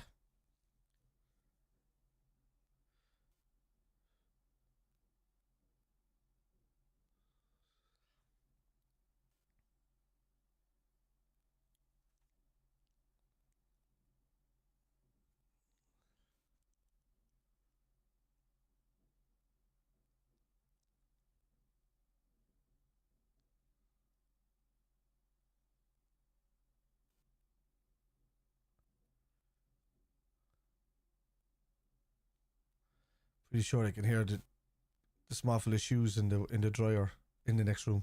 I keep hearing the dump. Can you hear that? That's coming through. Let me know.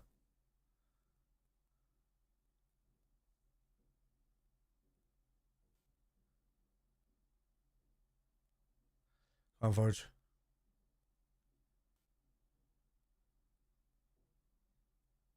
That's it. Oh.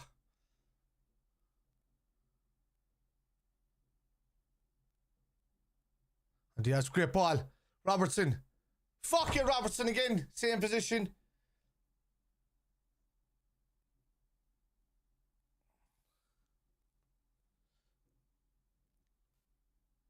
At this stage, Nunez is getting in the way. I'd nearly go for Dan's. I'd take off Nunez and put on Dan's.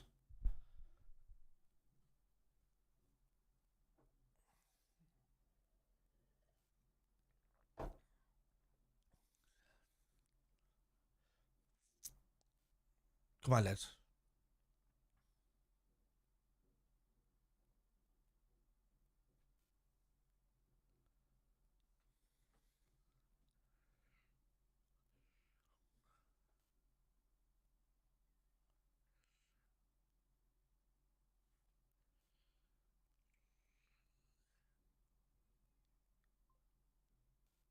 And well done, Diaz. Well done. Ah.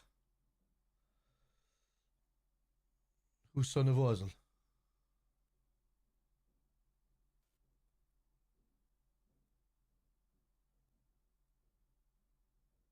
What's that now? Alright, Henry. See you later.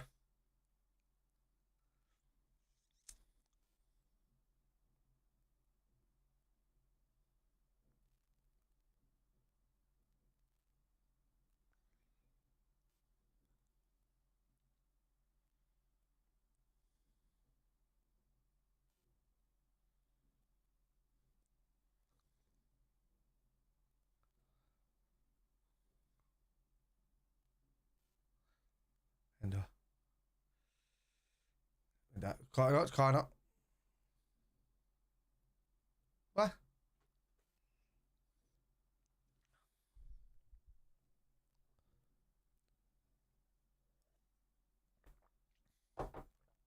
They're going to 49-year-old stats there now to benefit Everton because Everton are a winning team. They've had to go back 49 years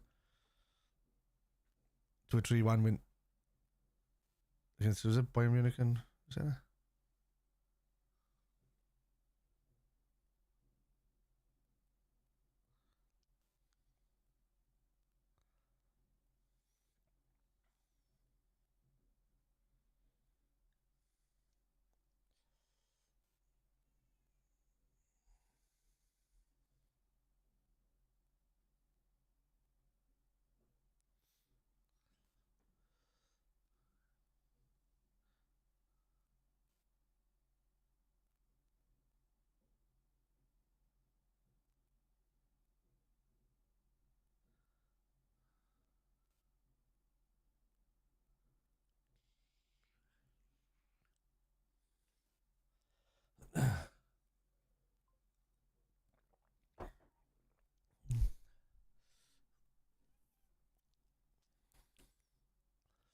It is.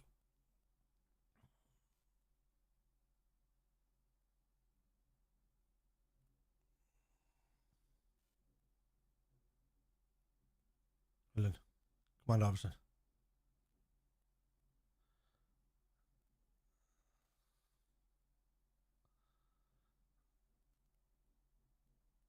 It was off, isn't he? Yeah.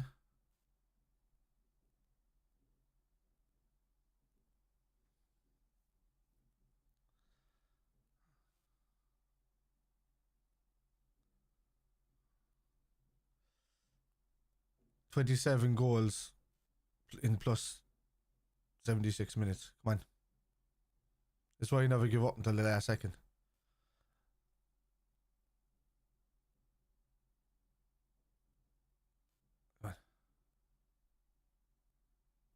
This passing across the line thing and what's that? Salah.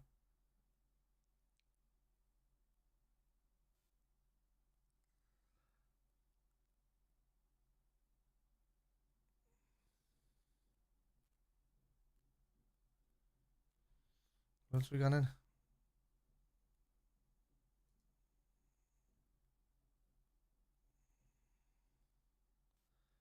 Dens. Well, you're only outlet for up front.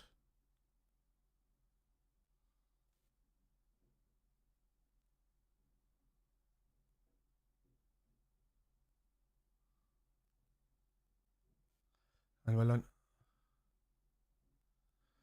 Faster than that. Try to build up play.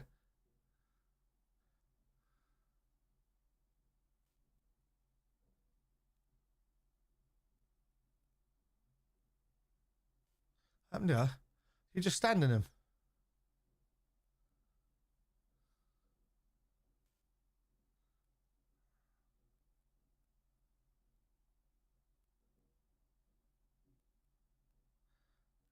Oh. It's because you remember his leg he kicked out at.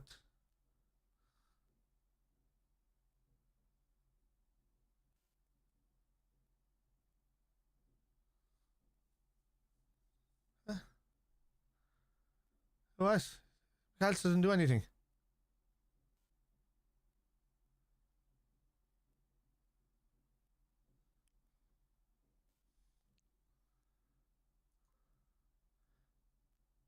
It's 3-2. Ah, well. Okay.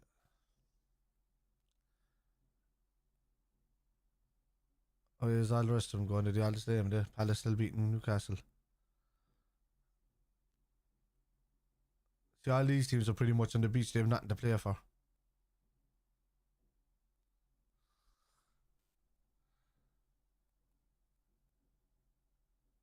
And go on. Oh. Salah! Oh, dude!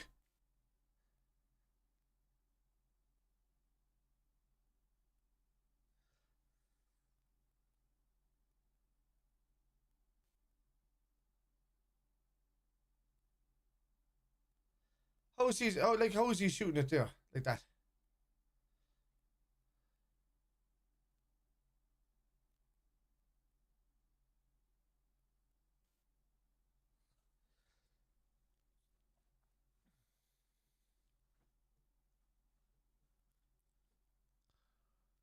What? No. Is that there? Uh,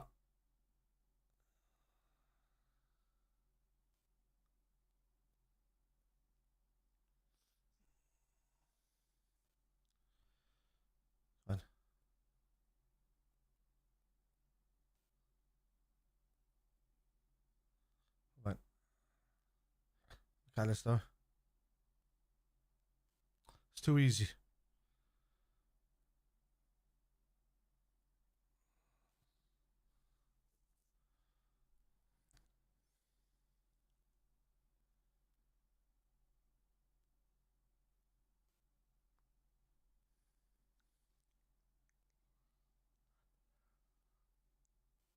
Two 2010 is the last time Everton won a Goodison.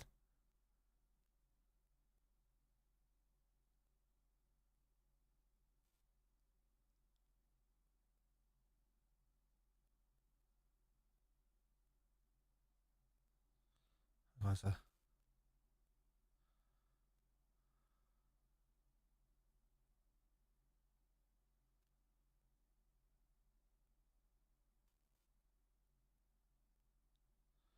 Diaz.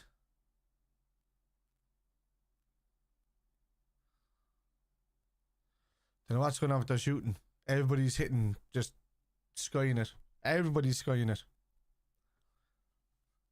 Why is he bringing on Simicast and Gomez for? Why not just throw on the young fella Dens? Why not just throw him on?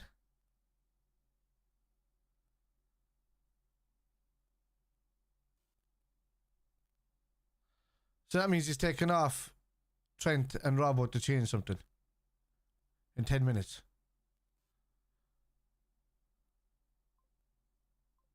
I don't know.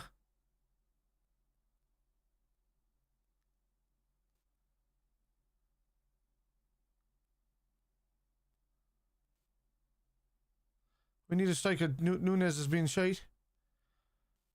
He's had no opportunities. At least Dan's will run with the ball and do something for you, like. We see what he's capable of. He comes out in the Carabao Cup final, but he won't bring him on the derby against Everton when we need goals.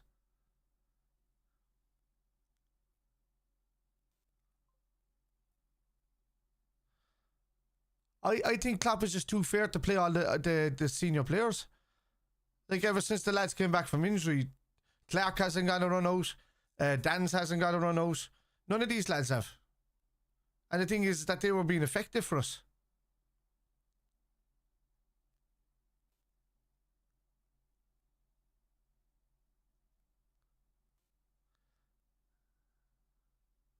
What's that? Terrible.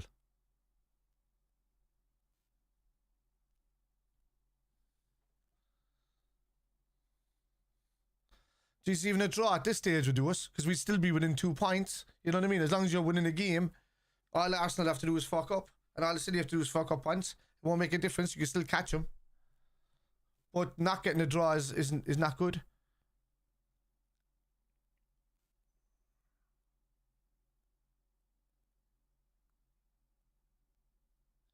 Jesus Christ. I don't know why we brought that in, though. Like, he's been great for us all season, but I don't know why we brought him in. Great tackle. Great tackle. What is that? Stars?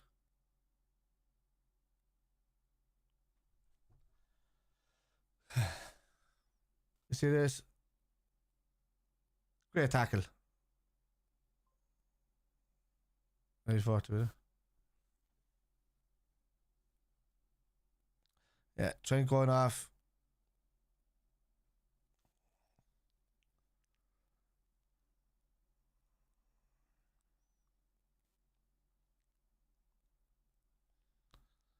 Oh, like, what the fuck are Gomez and Simicast going to do creatively for us? Palace beating Newcastle. But Newcastle are on the beach. They don't have to do anything anymore. They don't care if they swap places with United or whatever.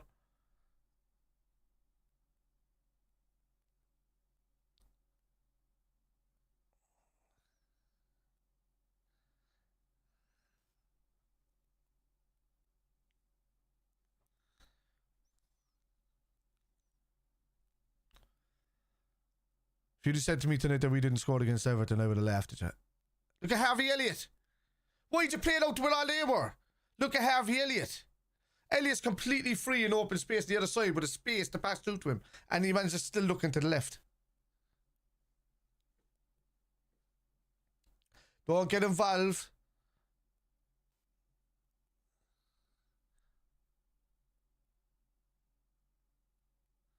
Right.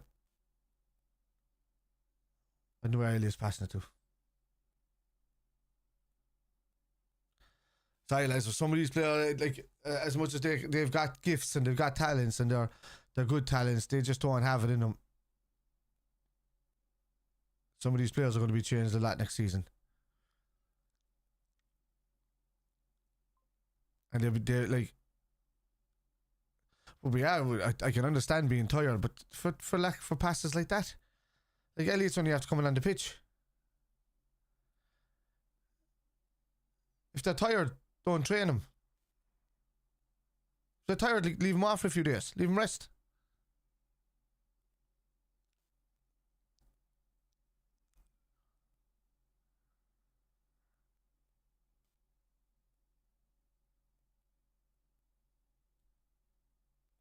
Ah, come on, he's diving, ref. You're in front of it.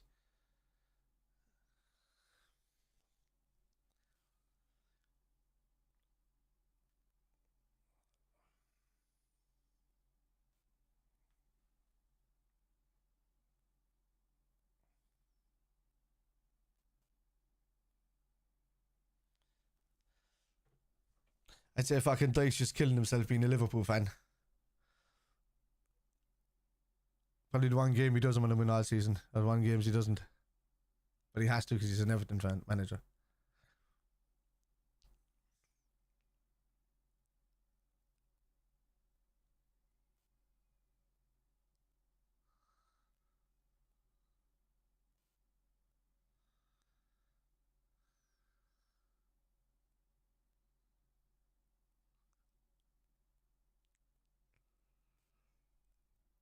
Klopp was so fucking bored now he's just picking things off his jacket.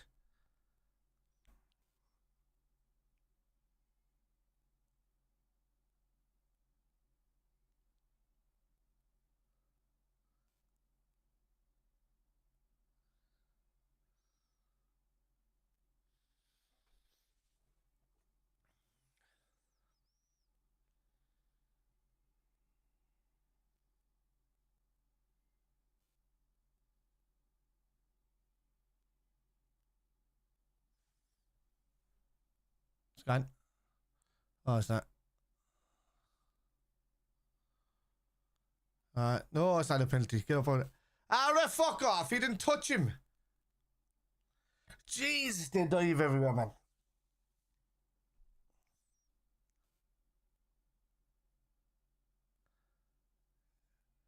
The referee fell for that. He didn't even touch him. He didn't even touch him. He's left whack, Gary. I don't know if the rest of you can see that there, but he didn't touch him.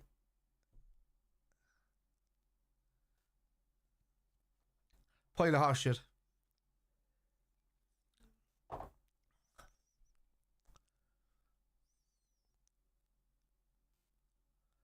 I always say the referee's been terrible tonight with the amount of free kicks he's after giving.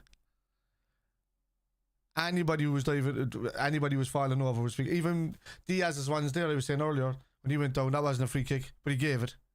He's been fucking awful. Very soft. You just let a derby roll out, like, unless it's a horrible tackle, then you pull it aside. Let a derby play. I don't know what the fuck that was.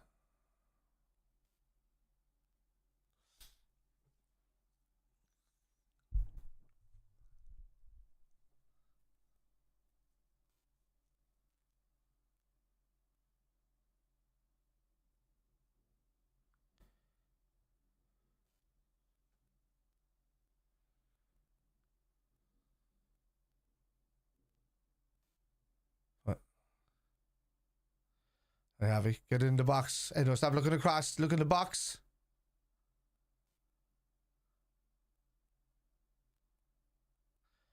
Why is this need to play it to the last man there all the time? Why don't you just bypass and put it in the box? So that's corner. At least if you put it in the box or you put it across the thing, somebody can head it and get a corner out of it. No point in passing around the edge of the box if you're not going to do anything with it for 10 minutes.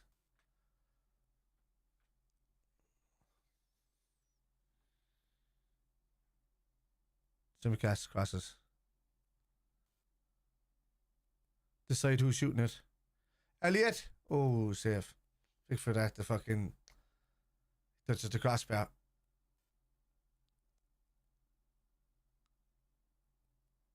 It didn't even need it. Difference between Pickford and Allison is that Allison was just stopped that, dropped it to his feet and picked it back up. Pickford has to make a meal out of it and gives away a corner.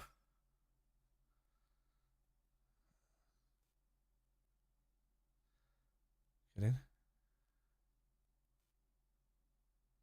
Hit it.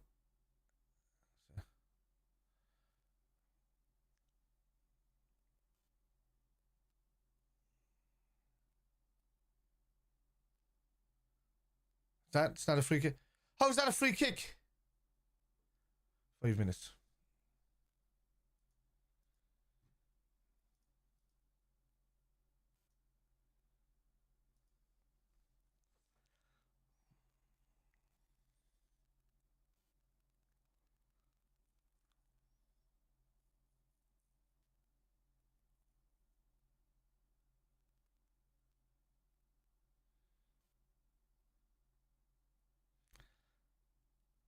I suppose it's Everton's Christmas.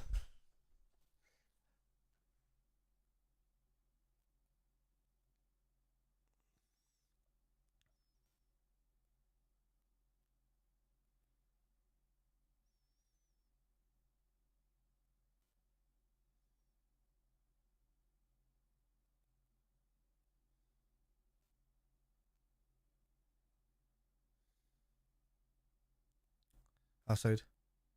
Can't be offside. Why did McAllister put up his hand there? Can't be offside. Hold on. McAllister put up his hand for offside and he's the one that played him into the offside, but he's the one that won the ball. It's not the fact that we're below par. It's the fact that we're not hitting the target. That's the thing. Like, we're dominant. But we're just not hitting the target. We're getting chances and not scoring. Endo. Well done, Kwanzaa.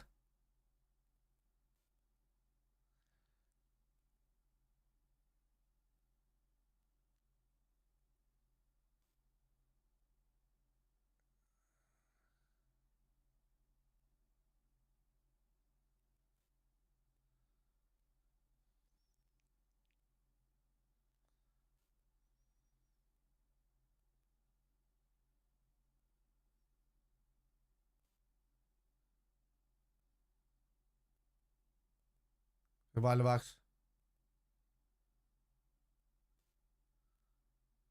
Instead of pushing them in the back, why don't you just get into a position to be able to score a goal? That'd be great. Free. The free.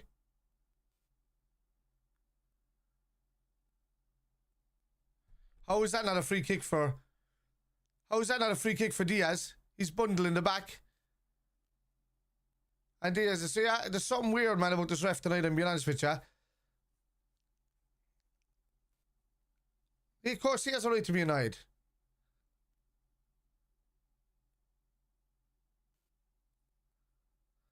That fucking rule, man, about not being able to talk to the ref is a pile of shit.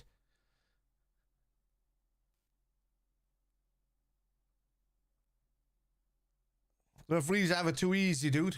They have the easiest job in the whole sport now, man, referees. People say they used to be tough on them. It's not. They get away with murder now, man. They're untouchable.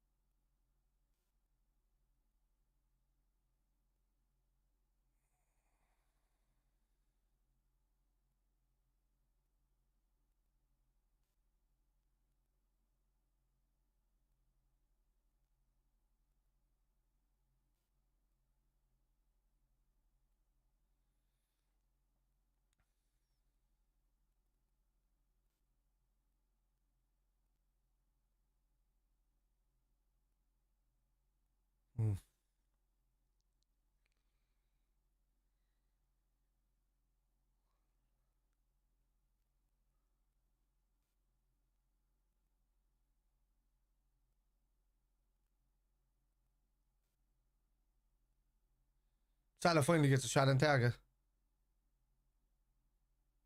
They placed out after Joe Gomez. He's going to blow it up there now, I'd say. That was just a lackluster.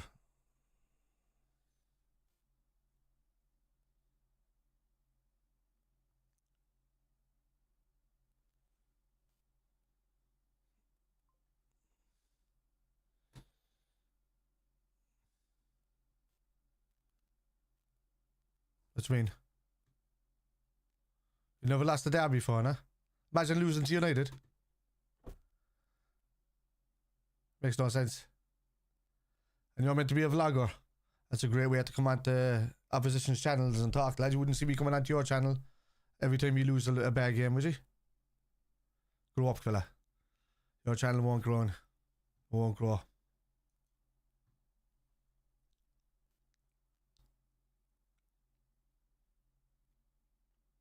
Congratulations, Everton. They played a brilliant game. Yeah, they wanted more tonight. It was a great game for them. They defended well. We were hitting barren doors. That's because you bought your team, lad. Don't come on. I have no respect for man. Say, how old are you? Put your age into the chat fast. I have no respect for your club. So don't come in here. You're not a club. You're not even a fucking elite club. You've bought it. So don't come in here.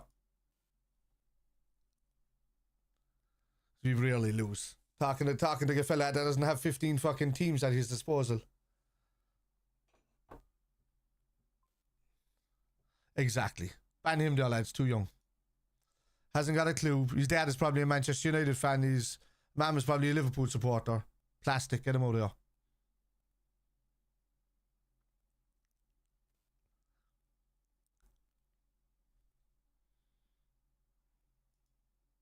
Yeah, absolutely did it.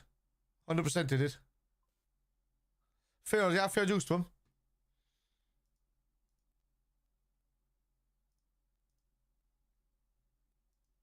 Yeah, fair juice to him, lad. They don't know. Like, we can't do anything. We're still in this, lads. I know there's 3 points now in it. And we gotta hope something happens, but it's a long shot now. I still believe right till the end, but it's a long shot. And you know, if you're just telling me at this stage of the season that we still be in a shot with winning the title after the season that we had last season, then I would have bit your arm off for it. Get back in the Champions League, get Slot in, get his types of players now to come back in, because as good as Joe Gomez has been all season for us in parts, as good as Elliott has been in parts coming off the bench but can't be good starting, it's not good enough for Liverpool as a team. They're players that fill gaps, and we don't want gap fillers, we want competition. And it's just that I don't know what to say about Nunez. I can't tell if he's ever going to come good. But like, he's had 2 seasons now, so it could be the fact that Slot comes in and has the opportunity to say we can get money off him by selling him and get in somebody else. But we'll see. But it's always down to Edwards, because these are all Edwards. But like, Edwards has found this stat guy. So when I was putting my list together of who the next manager was going to be, I was saying it at the point that I have Michael Edwards in the seat. And you know, mine had outside shots for the top 10. I had the top 20 actually. But I didn't think Liverpool even had Slot in their top 5, let alone top 10. So it is. But it's not over yet now, lads. We still have a few games left. Let's see. West Ham this weekend. Go and do something about it. Just win the rest of the remaining games. This is a derby. The lads didn't turn up for tonight. Simple as. They got a lesson. You have to give it props to Everton. They turned up tonight, and they could falter away the rest of the season now and not have to do anything.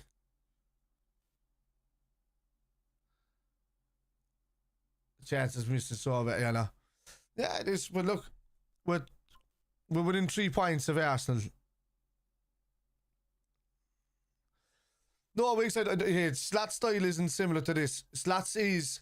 Do you see where all of that was happening in the middle there, and there was no underrunners, where Klopp used to do it, right? Schmidt kind of does it now a little bit with Germany.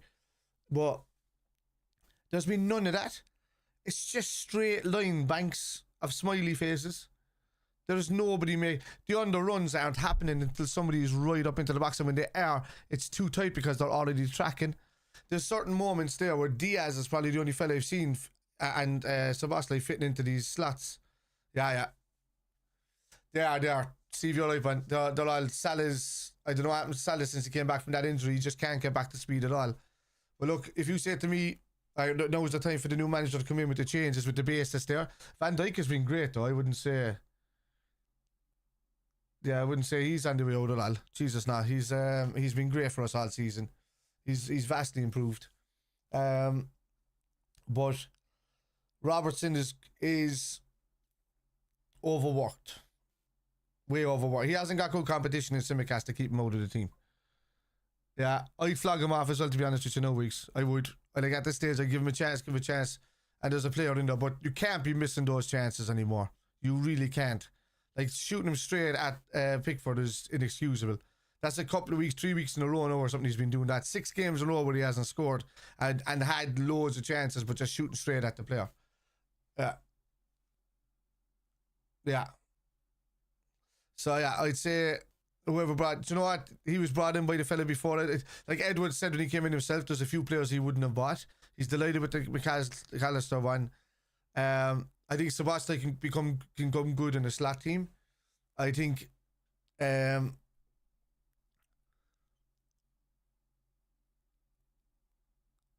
know. So Sheffield United could be relegated this weekend. Well, it's nice, and if you look at Slot's football, he doesn't play exactly the 4-3-3. He plays an alternate. So, he has the football style. He has the football nose. We need players that can pressurise again. The problem is now at the moment, since losing Mane and Wijnaldum and all of that, it's just been filtering out. Fabinho lost his legs. Henderson's. It's not over at all yet, Steve. I'm not giving up on the title at all, dude. It's just one game. Difference of one game. The problem is the goal difference. So, like, no, Arsenal would have to drop 2 games. Now, that you could use the derby on Sunday. You know, we could beat West Ham and be back level with G, but then we'd still need, you know, City to lose their game. tomorrow night and the one at the weekend as well, you know, so or just even draws. But look, going by what the results have been, Arsenal in the last, if you go by the last since 2019, Arsenal have managed a maximum of 4 wins, and that was only twice in all those seasons. The rest of the time it's been 3 wins, 3 losses, 3 wins, 2 draws, and the last. A much better side this season, which means that they can get to 4 or 5. But all we need them to do is do 4 and 2, and we'll have, you know, we're in there. But we've already lost one of those, so we'd have to do the remaining 5. You know what I mean? So what have we got left? West Ham, the remaining 4. We have to do the remaining 4. We won 1 out of that 6, so it's 1 for 1 now at the moment. So we can't drop any more. We have to do 5 wins and a loss, and then hope that they worsen our one. See how good. But look, no to give up. I hope it goes to the last game of the season, and it's a 3-way dramatic thing. It'd be a shame if it didn't, the way the games are going all season. But I didn't expect us to dip the way we have dipped off in the last couple of weeks. Oh yeah, sorry. Still going, is it? Ah, that's only a thing. As we said. Staff. Actually, I'll get rid of that there now. And I'll change it to that.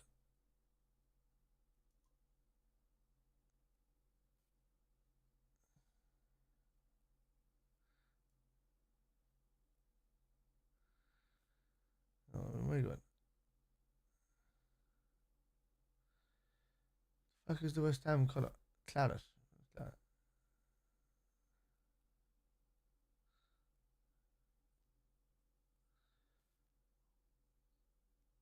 What's the claret colour? Yeah, let me look at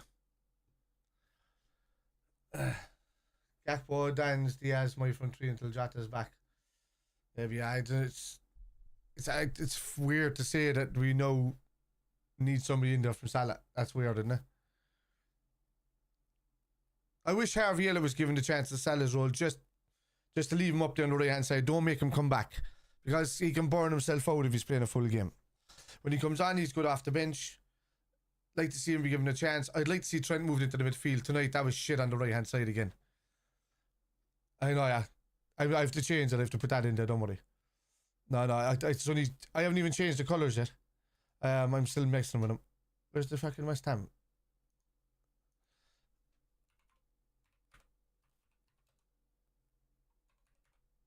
I have to get a colour sample.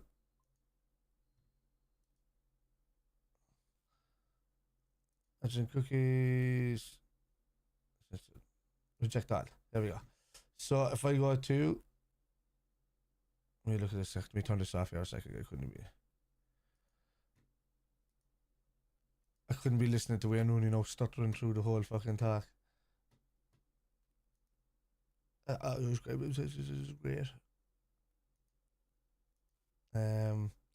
Oh shit! I just turned off. Sorry, I just turned off the pop-ups for the chat. My bad, man. Pop-up chat. There you go. What was I looking for? Oh yeah, the sample. Move this over here. Last one. Yeah.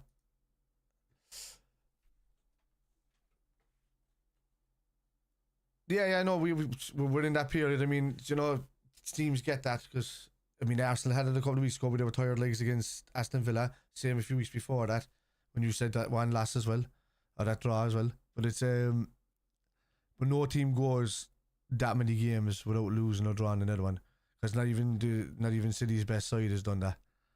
And yeah, Sabazla's been poor. I don't know what he brings to the side, to be honest with you. He's got a great right foot, but he does nothing in this team, and I can't see him working under Klopp, which, you know, if that's the case, you know, Slot's going to have to find a place for him next season to see what he does. And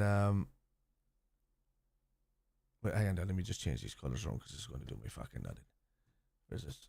So let me take a sample for this. What's that? Oh yeah, I need to move that one over there. That's what I need to move. So we get the colour sample. There we go. Ah shit.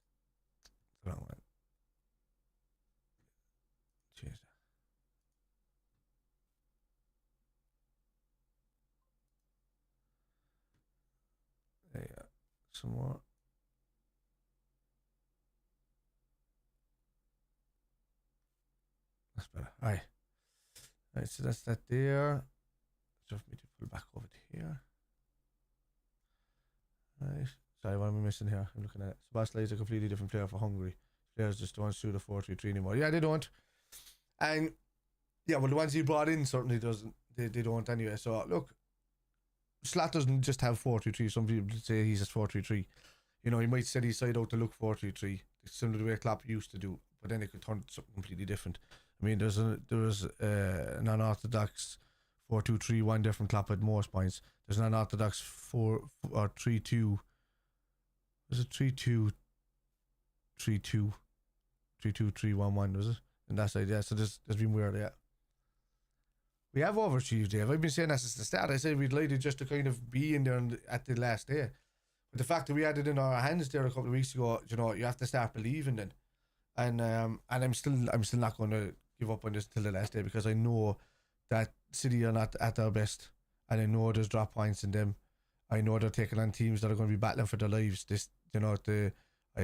still have Forest, I think, this weekend coming up. They have Brighton away, and then I think it's Forest away as well, or something coming up on the weekend. So, you know, Brighton's a tough place to go to, and they have no Haaland as well. I know, in saying that, I've said that their Alvarez team has been better. So player and shape hasn't been said. It hasn't. But you see, it's the underruns as well, Weeks. You know, that's been a major problem from us. A major problem for us has been the underruns. Really. So, yeah, it's been a huge problem for us. We're playing, and we won't play with that, so we'll play with the green.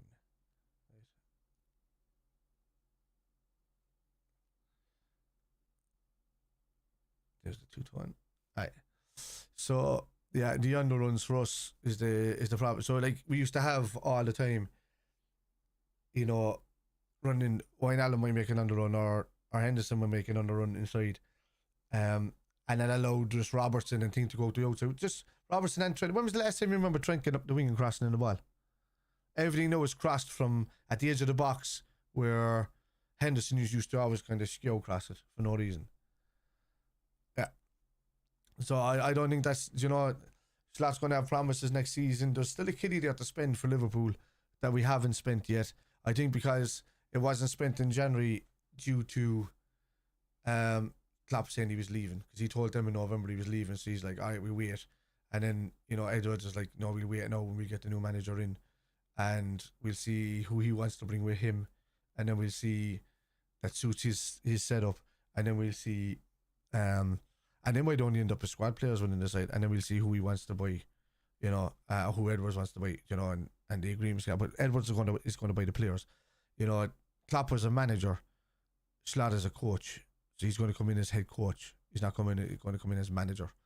So, you know, the Edwards and all of them are going to be the ones that are going to be doing all the buying, and that's probably what his proposal was when he came in. He says, I have to have total control over football.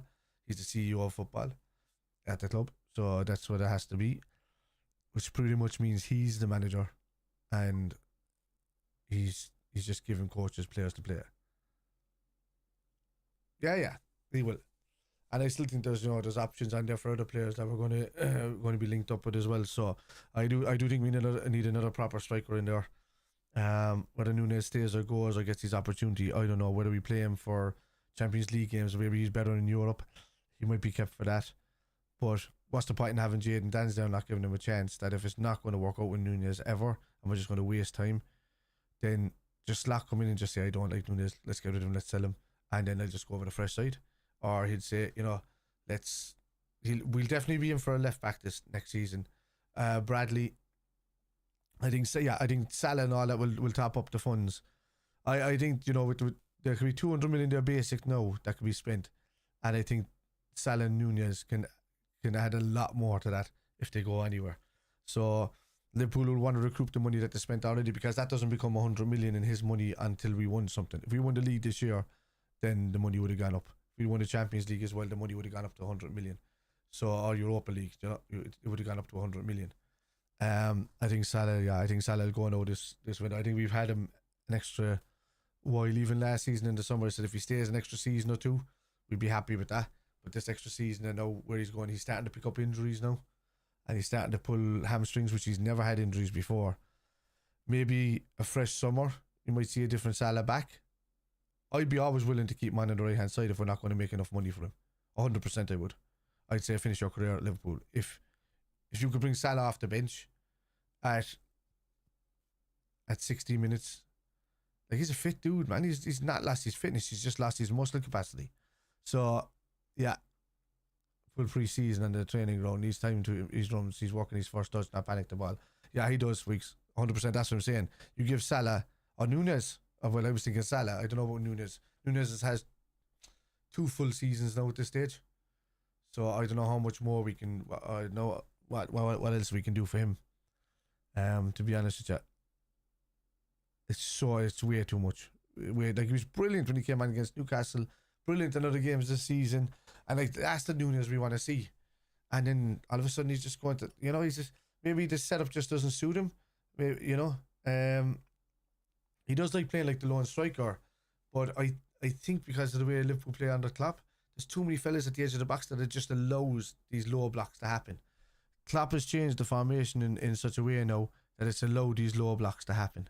I know teams are just sitting 2 banks with 5 right in the middle in front of us, and they're just leaving us have the wings and the space out there, and then when we cross in, all they're doing is heading it clear. And that's all that's happening. And it's run out of ideas like that. There's no more intricate passing 1-2s, layoffs. When that does happen, we look phenomenal. But it hasn't been happening. And hasn't been allowed to happen. Or the lads just don't have the energy to make it happen and break down those low blocks. So, that's what you're stuck with. Everton played it well today.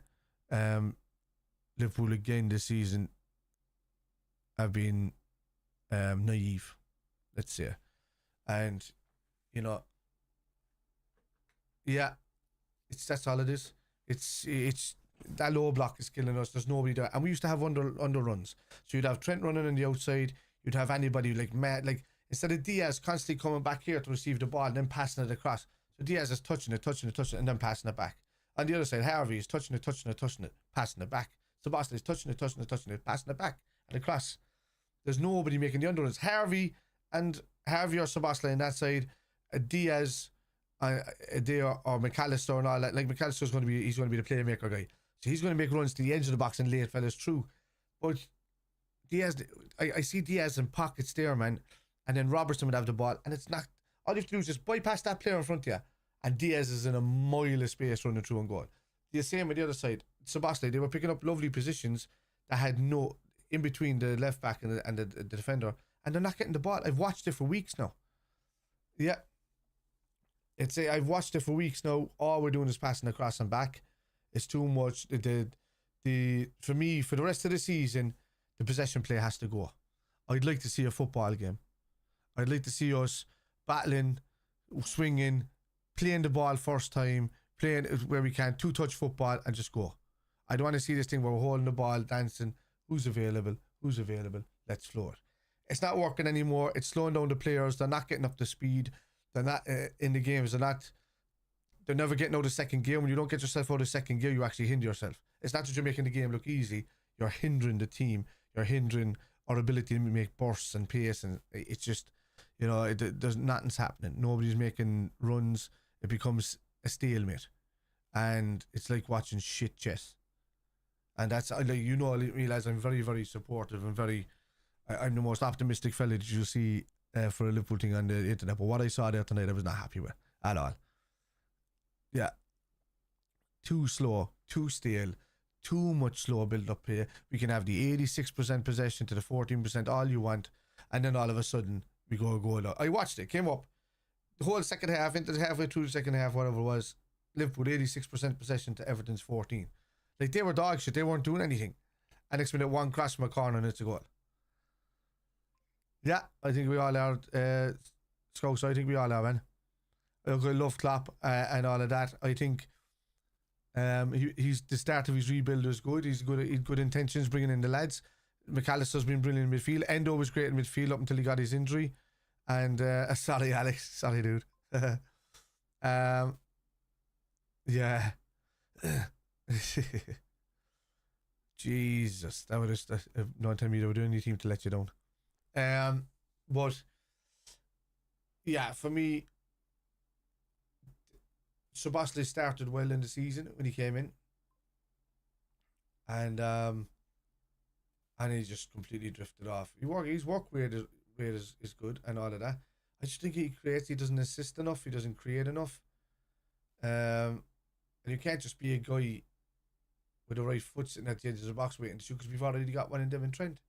I mean, what's the point in buying Szoboszlai when Trent can do exactly the same thing? That's my thing. So Trent has got as good a foot, if not better, than Szoboszlai.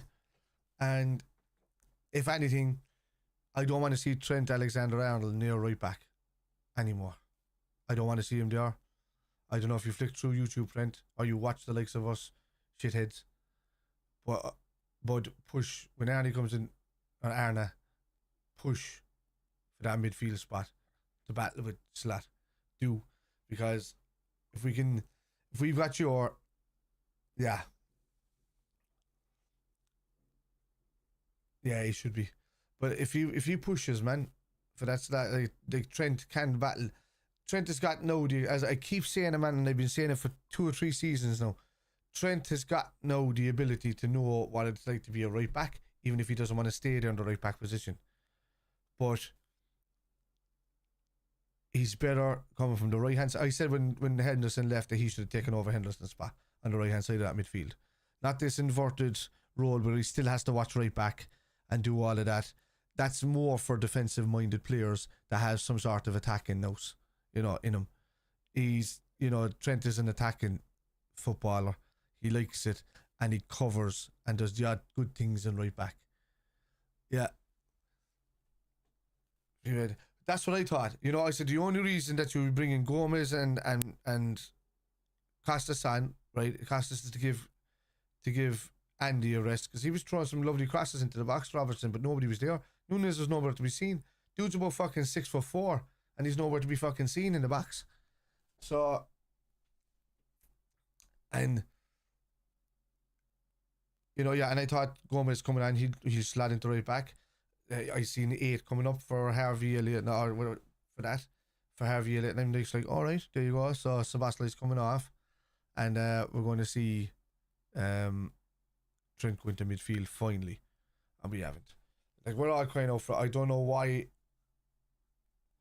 I know Klopp's always said why you play one of the best right backs in the world in midfield, but Trent hasn't been the best right back in the world for a couple of seasons now, because of how our midfield has changed.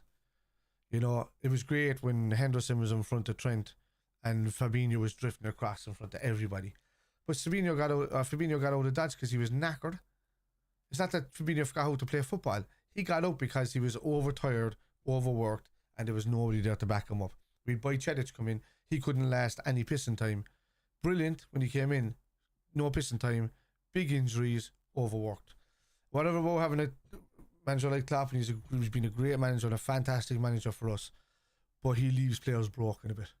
And I'm hoping that we now build squads rather than just individual first 11s. I've said it before. I'm not getting attached to players anymore. I don't care about them. I care about what they do in the shirt. And for me, they need backup as well as anything. And Klopp knows they're capable of it. And they're fit lads. You can see it that they're fit. But the problem is sometimes you're mentally fatigued as well, and that can have a lot in you. It happened with Fabinho last season. It happened with Henderson last season. Yeah, he didn't. He didn't have any backup. You still have and you signed the backup. We don't. Yeah. We actually do. There's just I was saying it about David Hanco for the last couple of seasons. Even Jack made a joke in the chat there the other day about it to me in one of the chats. The likes of David Hanco, who can come in and slide into that left hand side defensive role, he can do it with a bit of pace. You could get Douglas Costa from Aston Villa. I think he'd slide into the Liverpool team very well. That fella Diaby on the right wing, I'd bring him in as competition on the right hand side. If Salah was to stay on, I'd have him there. So if you take somebody off, you actually have a right winger, or Bailey, or any of them kind of guys. There's a couple of lads I would take from Aston Villa. I would just fleece them next season, and I would make Aston Villa or Southampton from a few seasons ago. That's what I would do next season, and go for it. the Arsenal not going to be in the running for costs anymore. They were the only ones that were heading the running from a season or so back, and then Rice came along and they went for Rice, and he's been a great buy for them. I wonder if like Arsenal missed out in the league this year. Would you think that a mighty bid would bring Odegaard in for Liverpool? Because he's a massive Liverpool fan. He's still young. He's the captain of Arsenal, so it might be worth doing. Like De Bruyne, you could have said that about De Bruyne years ago, but De Bruyne was like he's already past the time where you'd want to be buying him years later, and he was in a team that's endless funds. He wasn't going anywhere. But Arsenal are in a similar ilk of us, and the minute they see a couple of bad results together, everybody's going to want to jump ship. See, there's all this fake bravado every time they make a clearance or something. They're like, yeah, to the crowd, you know. There's all of that because they need it in their mindset. If they don't tell themselves they're doing something brilliant, then it's they start losing the plot, and that's where Arsenal capitulate a bit. It's like it's a weird wokeness that Arteta has brought into that club. I watched that in that documentary as well. He's a very weird manager. He's doing well with them, and he's believing maybe he's just making maybe it's like what you call it, Munchausen syndrome, where he's he's kind of molding them into him a bit. But you see, you go around the world now at the moment, man. You look at Roger Smith in the German job, molded after Klopp. You look at Arteta, does his whole conference things with the team, and his whole lead up, and just talks about Klopp this and Klopp that, and Liverpool this and Liverpool that. You know, so we were nobody was talking about City because they know people know that City are just. You see, this is where it's going to be disgraceful for Pep in a way. Yeah, I totally agree, Weeks. If Rice got injured now before the end of the season, Arsenal would drop away, big time. Yeah, you know, and when City win things, nobody cares, and that's the difference. Nobody gives a shit when City wins things because then everybody knows it's just manufactured. It's like these boy bands you see there. Like it's like getting Boys to Men, and then putting them alongside. What'd you say?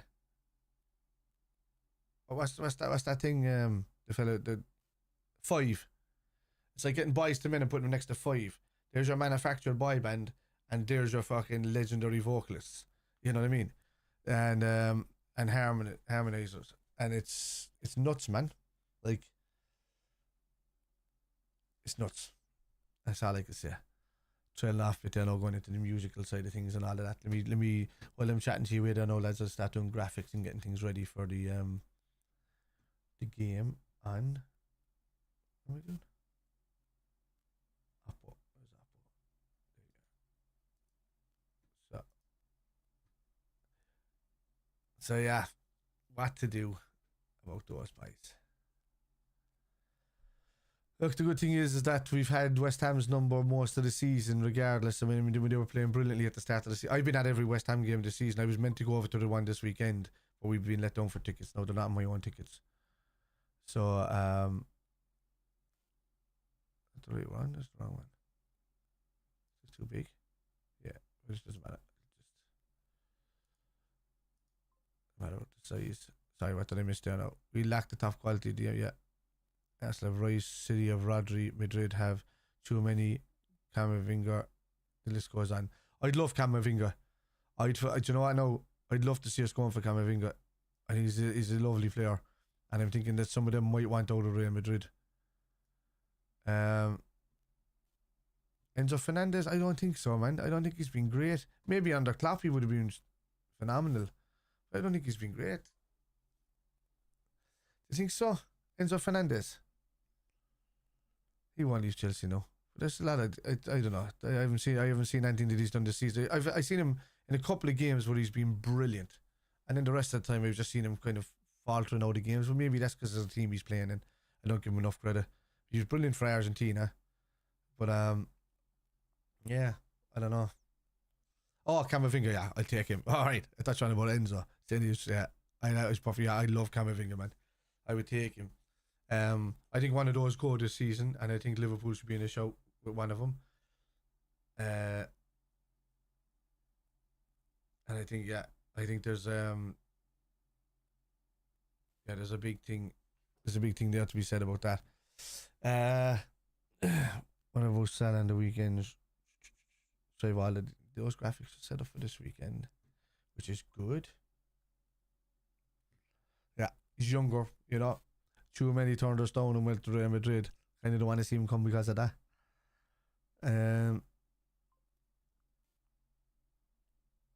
Yeah, by Valverde could do a job too. Valverde. Don't get Jack started on Valverde. Jack will be there all night about Valverde. But I just haven't seen what he's been doing recently at all, to be honest with you. No, I don't know. Yeah, we need a DM. We need a left back. Conor Bradley's a good right back, but I still, you know, maybe in a fresher team, he'll even be better again. I still think we need a backup right back there, though. I don't want to see Trenton right back anymore. I want to see him with his right foot on the right hand side of that midfield, battling with Szoboszlai for that position. I don't know if we'll see one of Gravenberch, and Gravenberch when he came in, he's only just after arriving as well, like, you know. So that's the thing. So Gakpo might be kept up front rotation with Jota if Nunez gets moved on, because, you know, one or two of them are the longest here. So you're gonna kill me now for saying this, lads, but Jota's too injury prone for me. And I think if a club comes in and so you get offered £70 million for Jota, you take it. Great player, never fit. You know, you look at people like Thiago, he was always able to play at least 28 games in a season throughout all competitions. He hasn't managed to get one or two in this season. You know, you look at De Bruyne. De Bruyne doesn't play 28 games in a season. If you're realistic, he takes a lot of injuries as well. You know, Calvert-Lewin, he's lucky to play about 12 games in a season. I forget the small. Oh yeah, sorry, you're right. Jesus, I know. I was saying, what am I missing there? Why does something look out of place? Yeah. So that's the thing there. Yeah, I'd like to see Diaz in the slot team. I'd say so, because he's the only one that's capable of holding onto the ball and dancing between players. Like, some of the stuff I see him doing is brilliant, and then some of the stuff I see him doing is absolute shit. And I mean, like, in a way that he just gets round up an alley, but he's improved immensely on holding onto the ball and doing that. I just want to see him more going up the left-hand side. I think he's better as a number 10.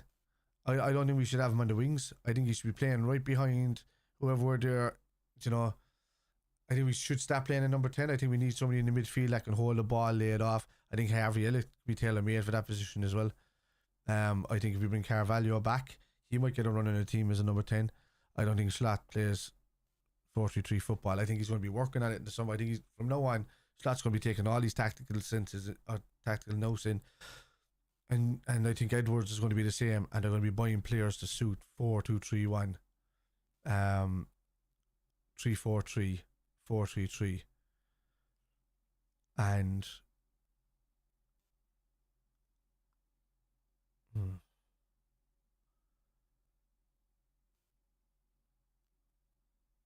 3-2-3-1-1, maybe something like that. That's what I'm looking at, because they might go wide with that. You might want to stack them up and then have the runners go wide. So I'll see. You know, there's a chance there for a 3-4-3 maybe. I'd like to see us try different things like that, with thing at the back and play attacking right wing backs. If we're going to play Trent and Robbo, at least leave them high next to the midfield, and then just have 3 centre backs sitting in behind them, and then do what you want with the midfield. I don't know. 4-2-3-1 would be I'd love a 4-2-3-1, to be honest with you. If you give me a 4-2-3-1, I would be very happy for next season. Klopp started at Dortmund in a 4-2-3-1, you know. He was never a 4-3-3 manager. And that's what people don't realise as well. His go-to formation was a 4-2-3-1. But the minute that kind of started to fall out, he developed a 4-3-3 system to rival anybody's, you know, using a Bobby Firmino in a false 9 role. Because it wasn't a 4-2-3 like that. It was a 4-2-3 that was always M-shaped at the front. You know, Salah and Mane were our strikers that would just come in from out wide. And we haven't done that in a long time. You know, it worked a bit when Nunez went out left. But when Jota's playing out left for a bit, you know, Salah's out a bit wide. But, you know, when Salah's out too wide, it's not great. It's great when Salah receives the ball and he's facing towards the goal. The problem with Salah recently is every time you see the ball going to him and he comes into the screen on your TV, he's facing with his back to goal with a fella chasing him. And that's the problem.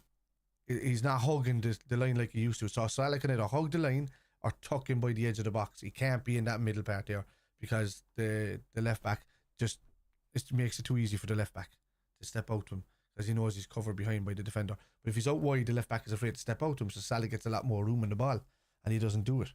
Fuck it, lads, I should have gone for the manager's job. I know this team inside and out. But anyway, I need one of those badge things, don't I? I haven't had one of those for years. Anyway, 4-2-3-1. But I like the 4-2-3-1 because the way it creates. When we did it there, sometimes last season, it's creating those triangles, and that's what I'm saying about Salah. Salah might look like he's forming a 4-3-3, but it actually is an alternate 4-2-3-1. Is what he does, or is it a 3-2-4-1? I think it is. It's like that. That's what it's like. Yeah, it's like a 3-2-4-1 the way it slats up because he tucks in. It might work, but you know, we're stuck in our 3-box-3 went out the window recently for some reason. You know, nobody's sitting. Even if we do have people there, Szoboszlai's not receiving the ball on the top end of that box, and nothing's happening. And then sometimes Harvey's too deep and receiving the ball in the wing. You know, it just doesn't suits us when we're sitting right in behind those midfielders and in front of those defenders. Get the ball, tuck it off, lay it off. You know, as one fella's receiving the ball, the outside guy that's not being watched is the guy that's going to make the run because it's going to tuck back to the right back and straight up. We used to play lovely football like that, but it's just not. They're not doing it lately. It's all about getting it out to the wing, and all of a sudden, if somebody's making a run, it has to be bypassed by 2 players, and it looks all smooth and sleek. But he's already getting tracked by the centre back because he can see that pass a mile away. So it's too much to ask with that pass. That's not an under run, you know. An under run is where somebody legs it up to the byline, and all of a sudden they've got a fella to pass back to, but the other guy's making the under run inside him, and that's where the ball needs to go. It needs to come back and straight into that guy, and then he's already ahead of the defense, and they're like, oh shit, how did he get in there? And that's what you're watching. But it's just not doing it enough lately. What's happening lately is that the ball's coming back and then going across, not going across. Yeah. Front 3 always, and they're not scoring. Not good enough scoring. You know, sometimes Gakpo's too selfish when he's on the pitch, I think. He doesn't lay it off enough. So I think great when he first came into the squad and all that, but I think he's just trying too hard, I think. Salah's just completely drawn himself out of games, and I'm very surprised that Klopp keeps starting him, to be honest with you. I find it strange that he keeps starting him, which is a weird one. So I know you got to do this West Ham crest. Or was I looking for that? That's what it was in this for Burnley, Aston Villa. Where the fuck is West Ham? Maybe do I? Where's the West Ham crest?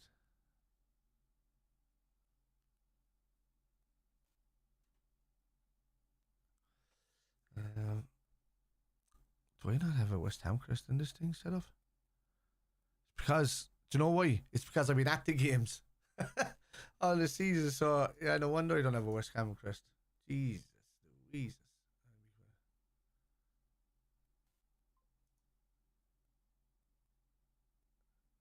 Yeah, I agree, dude. I don't know. He was great before he took that injury. When he took that injury, like he was gone for 3 months, nearly 4 months. You have to realize he was gone, like gone. Came back from the start of AFCON at the start of January. We didn't see him again until March. You know, so yeah, he was gone.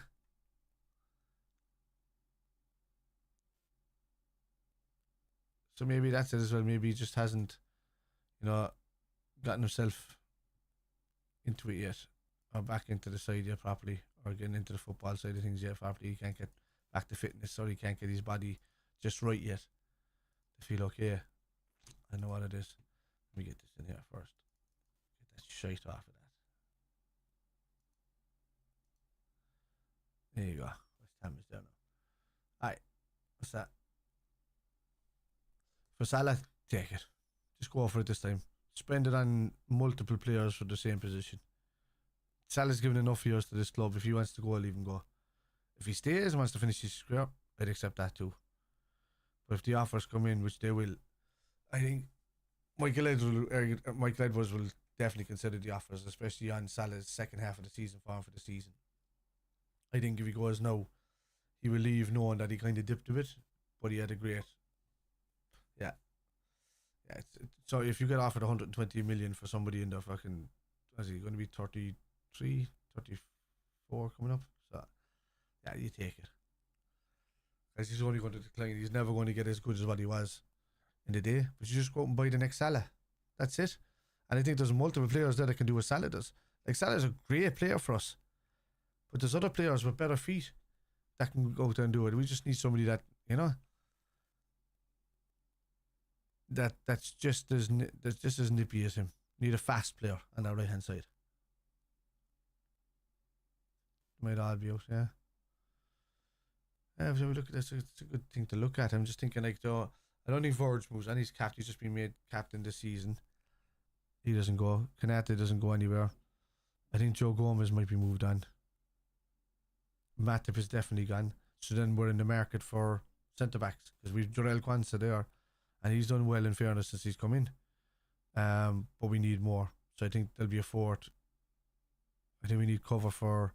Well, Quansah can play where Van Dijk plays as well. Yeah, I think we should go out and spend for a striker. I don't know if NUNEZ will survive. Slot coming in. I don't think he might suit his form. He doesn't suit his formation, man. Just look up slot ball and just watch it. He just doesn't suit it. I think Gyökeres from Sporting probably suits a bit better. He's selling it in the area. I think he's not going anywhere. Yeah, no, Alisson's moving areas or something like that. He doesn't like the area or something. So, why would he move? You know, phenomenal time here under Klopp. Where would he go? Why would he go to someplace else? Where could he go that's possibly going to win him anything? Gyökeres is, yeah, it's a good pick. Gyökeres is there. Osimhen as well was supposed to be linked with. He's got a bit of an attitude, hasn't he? But I suppose he's not going to be working under Klopp anymore. So, you know, Slot's going to come in and have to deal with players with attitude, or just, you know, build the same type of house that Klopp did, which is, you know, have good attitudes and turn up. But he's a hard man too, dude. Slot, you see, then if you see the clip of him trying to be pulled back by the tall, your man was about 6'4", tried to pull him around, and all he did was just turn around and look at him and saying, "You're not moving me, kid." You know, he's a big fella. He's a stocky lad, but English is very good. I was putting a joke out all day. And I don't know, like, Klopp doesn't have the pull that Klopp has anymore right now. If I can say it, everybody sees how, you know, nobody's seen the smiley Klopp for the last year or so, and the fact that he's kind of gone down in his animated self, and he's not the Klopp that used to be kind of screaming and doing all that up the sidelines. He's not that guy anymore. He hasn't done it for a long time. He's very subdued in himself now, very calmed down, and, you know, we can hope that Slot will bring just a bit more energy on the sideline as well. So, look, if Klopp didn't say he was leaving at that time, I think we all would have been happy with him to stay on. But the fact now that he said he's leaving, and it's kind of, you know, he's kind of taking it on the chin of whatever's happening to us. I didn't like it. I was even giving out about him smiling on the side tonight because I was saying that's not good enough. I said you can have a sarcastic smile all you want, but it's just, that's not good enough. I think Edwards and Klopp have had a run. They've had a run in since day one. They get along, but they don't see eye to eye on certain things, you know. So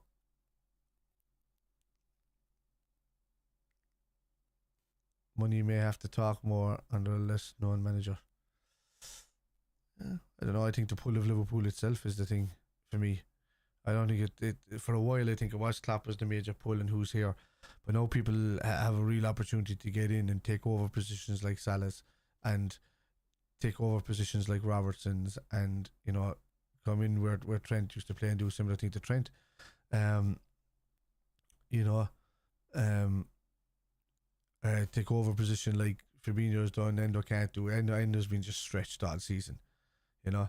So he's just not. We need a taller, ganglier guy in that thing. I liked when Joe Gomez played that, to be honest with you. I'd love to see him tried as a number 6. I thought he was good when he played in that position for a bit. He just needs help like everybody else. I think when Endo was in there, he's been great before his last injury, But when he was in there, he was brilliant when he had McAllister next to him, and it didn't matter who was on the right, he was always helped.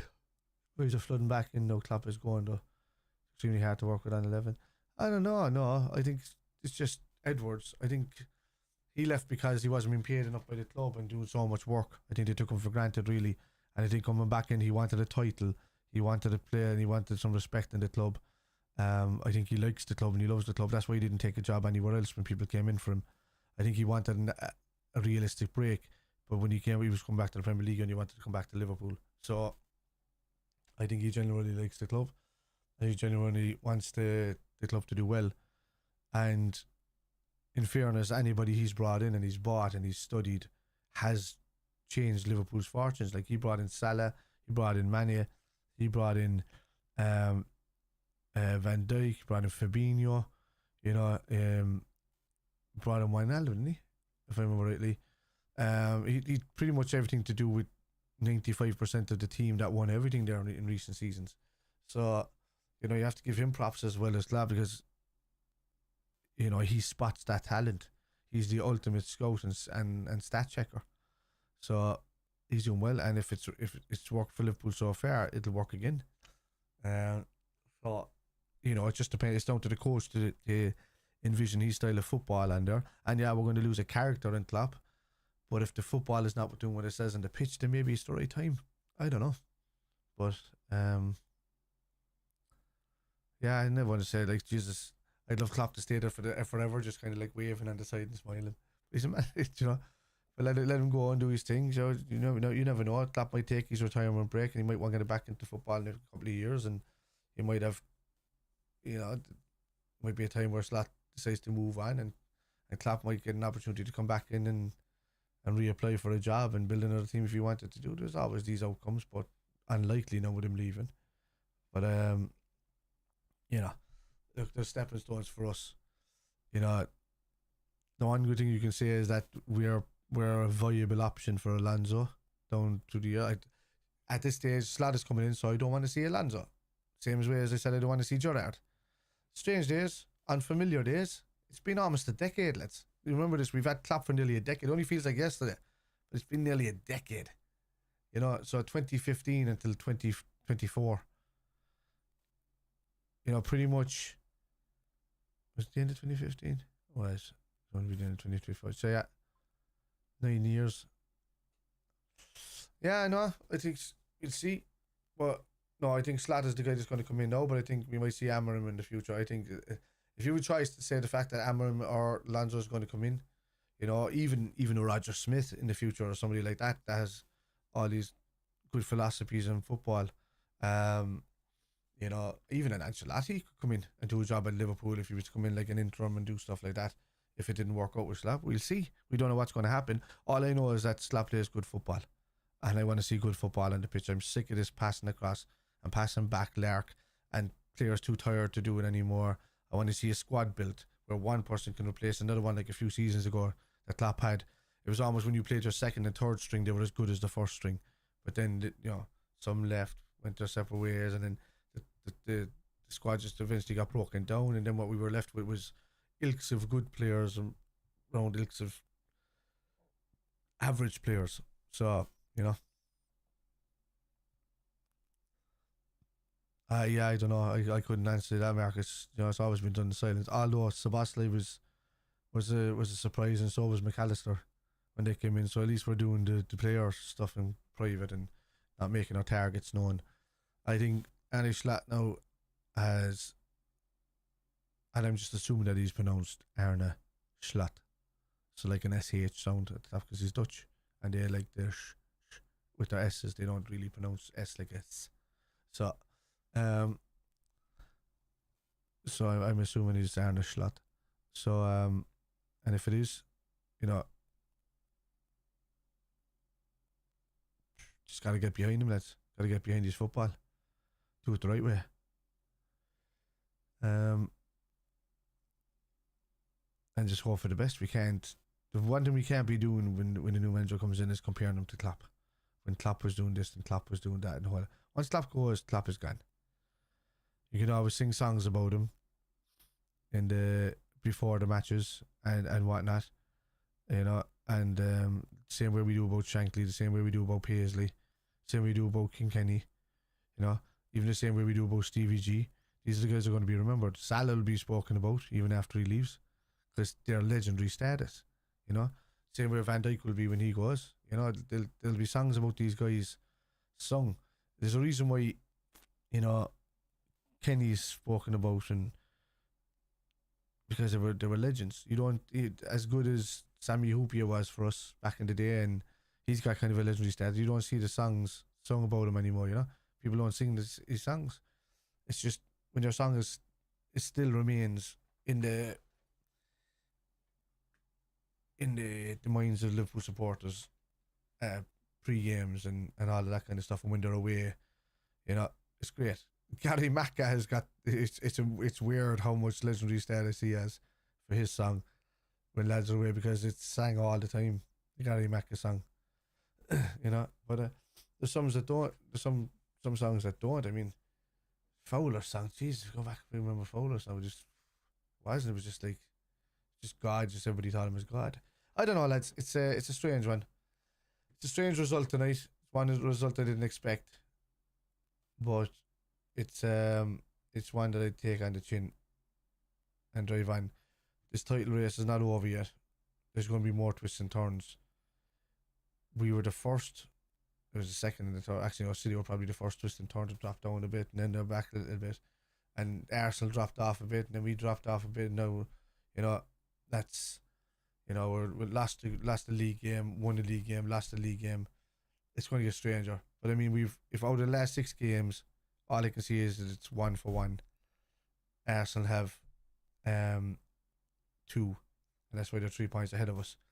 City have 1 out of that, and we just need them to drop points in 2 of those games. Will they? I don't know. They still have Spurs. They still have United. They still have Everton. Not that they'll do us any favours. You know, Arsenal have the hardest running, but they're leading the race at the moment. It's all about City really dropping the points at the same time as us. That's what we need. I do think there's a falter in Arsenal. I think there's 2 draws left in them. Whether it be losses or anything, I still think there's 2 draws left in them. And we need City to take a loss. If we have City taking the loss,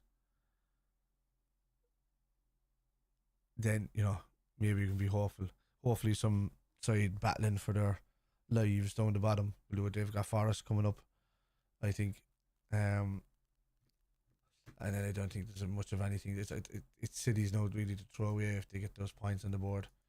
It's kind of hard for us to do now because let me see down Premier League fixtures. I'll have a quick look. So we have a look down here. Table. City. They have Brighton tomorrow night away. Forest away on Sunday. I was right about that. Wolves at home. Fulham away. Tough one for them as well. Yeah, it's the Spurs. Spurs have a lot to say in this league as well. So if Spurs can do us a favour against Arsenal and do us a favour against City, that'd be great after what they did to us early in the season. And then we go and beat them there. And then West Ham is their last game of the season, and you don't know what kind of... At the last game of the season, West Ham might turn up and just say, we're not going to play football for 3 months. And a lot of teams do that. Where they turn... QPR did it, the City, the time where they nearly didn't win the league, you know, and they ended up getting the last kick of the game to win it. Teams can turn up at the last game of the season and stop you in your tracks. But we need them to drop points before that and just bring it to the final day. Get us back within those 3 points that if they drop anything, we can take it. I still think there's 2 draws in Arsenal. I think they're capable of dropping 4 points. And I think we're capable of going on to win the rest of the... I know Everton was a tough one. You have to believe, lads. Before Jurgen leaves, you have to realize you have to take his slogan to heart. The first thing he ever said, turning doubters to believers. You got to stay in the belief system just for him all the way until the end. And once he's gone, he's gone. We can thank him for what he did and move on. And then we can, you know, surely like Edwards has already got his targets lined up for the summer. There won't be any, because when he was around before, there was none of this last ditch buy-in and last ditch stuff.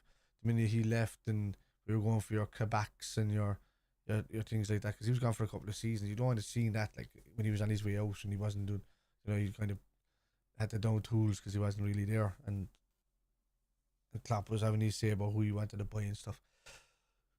You gotta listen to what the dude wants. He's a statistician. If he says go buy a dude, just go buy the dude. You know? So there should be a kiddie there this summer regardless. And there should be a rebuild. Not a rebuild, because we're already started a rebuild. We brought in good players. SALAH is a good player. He just needs to be played in the right way. He had a couple of injuries that have held him out as well. So there's a good player in NUNEZ. Whether Slots these and has the patience to deal with that, I don't know. Maybe he'll just keep him on the bench and have him rotate and coming on. If there's money, I hear say that, but I think one of Jota or NUNEZ goes, or even Gakpo goes. And how long has he been there now? 2.5 seasons. So there's a possibility that some of these go next season, or there's a possibility they all step up and have brilliant seasons. Diaz has been touting his. Why would you bring in a player that's touting his way to Barcelona? You know, that's one thing I don't want to see. His dad is doing it for him. I know Diaz is not doing anything, but I think there's a phenomenal player in Diaz. He just needs to be honed a bit better. I think he's let loose by Klopp a bit, and I think Trent, when he's not being attacked and has that free role, is a great player as well when he does it. But I want to see Trent moved up into the midfield. I want to see him battling for Sebastian's position and Hendo's old position. I want to see a DM come in. McAllister's a great player. I find it very hard if anybody takes the left hand side spot off of him. I don't know if Schlatt keeps Curtis Jones around, even being a Liverpool player. I don't know if he trusts him to be one of the main fellas in his team, when he can bring in somebody that can do the job better, because he holds onto the ball too much and goes back too much for me. He used to be such a confident player as well, Jones, where like there's a swagger about him, and he was just always trying to go forward and always trying to dance around people and do whatever. And maybe he's just been pulled back by that. Maybe the Jurgen Klopp's emotions, as he says himself, he doesn't want to be a hindrance on the lads, but it has passed across. His mannerisms and stuff is passing into the lads, and they're feeling a bit downtrodden, and that has a major effect on a team. But I know, I'm saying words, and they're making sense in my head, and they're not too outlandish. I would never go to the outlandish side. Oh, the wind was doing this, or whatever. They're not that kind of guy. Everton played brilliantly tonight. They deserved the result, and we had chances and just again couldn't put them away. And that's tough to take, considering the amount of goals we're scoring in the second half, especially the last 14 or 15 minutes of games, and how much we're winning games in the second half of matches this season. 27-point turnover from losing positions. That stat has popped up a couple of times already in the Crystal Palace game that we already lost, in the Arsenal game that we'd already lost in. I don't want to see these stats anyway. If that stays the way it is, great. That means we're not conceding goals first. If it does stay the way it is, and we have conceded goals first, we're screwed. So yeah, there's a multitude of possibilities. So yeah, so getting back to the thing, City have Brighton tomorrow night, Forest in the weekend, Wolves, Fulham, Spurs, and West Ham. So Spurs, well, you nearly hope Fulham and Spurs can do us a favour there in a draw, and maybe Spurs can nick a loss and City then drop, 4 points, 5 points even, I should say. But that'd be outstanding, but you can't see that from that side. It's hard. But Arsenal have the hardest running. If they started with Chelsea and they did that well, but it's Spurs next, early on the Sunday. Then it's Bournemouth, they're no slouches. Bournemouth, they can turn up against the Arsenal side. Then they have Man United and Everton, so they have 4 games left as well. So there's points for them there to drop. I think they can drop points in 2 of those games easily, especially the Spurs one. Even the United and Everton. If Everton get 2 bad results in a row, they're going to have to battle to play. If United get near that Champions League spot, and Spurs keep losing their games, or like Spurs could win on Sunday and then keep losing their games after that, they can get close to it, but there's like 10-point gap, and Spurs have games in hands as well. So and then us with West Ham on Saturday. Spurs on the following Sunday, Aston Villa the following week after that. I think that's the Monday night football. And great to get one more night game in, isn't it? Before the season ends. That's away at Aston Villa and Wolves last game of the season. I think it's still doable, lads, but it's a longer shot than what it was 3 hours ago. Anyway, lads, I'm going to leave you there at that. It's 11 o'clock, and I think I've had my say on what's going on. I won't get angry at the team because of the improvements they've made this season. Bit, disheartened at the fact that the squad isn't keeping its legs quite as I'd hoped before the end of the season, with how good we were looking even just before the United game and all of that. So you had a few dips. I don't want to see him continue. I want to see us battling and getting within those 3 points again. Of that, staying 3 points behind Arsenal isn't great. Winning and staying within the 2 points or the 1 point behind them is good, because if they get a draw, you can nick it again. So a couple of draws will do us nicely. If they lose a game, you can't see them losing again after that, because they'll make sure it won't happen. They'll shut down shop and stuff. But drawing a game can be a positive thing for us, as they can go and draw another game. Whereas normally when teams like that tend to lose a game, they don't tend to lose more than one, or even lose and draw one. That has been done recently, but not the way that Arsenal are playing this season. So yeah, we'll see. Anyway, lads, good luck. I will see ye. I didn't even do it. Did I do my graphics? I did do it for stream ended, I think. I will see you for West Ham early on Saturday morning. I'll be here about 11:15. So good luck. Terrible result. No fight in that game. We thought we'd walk it, and again, it's either a spot of arrogance, tiredness, or just cluelessness, to be honest with you. I can't explain it. But good night, lads. We'll see you again.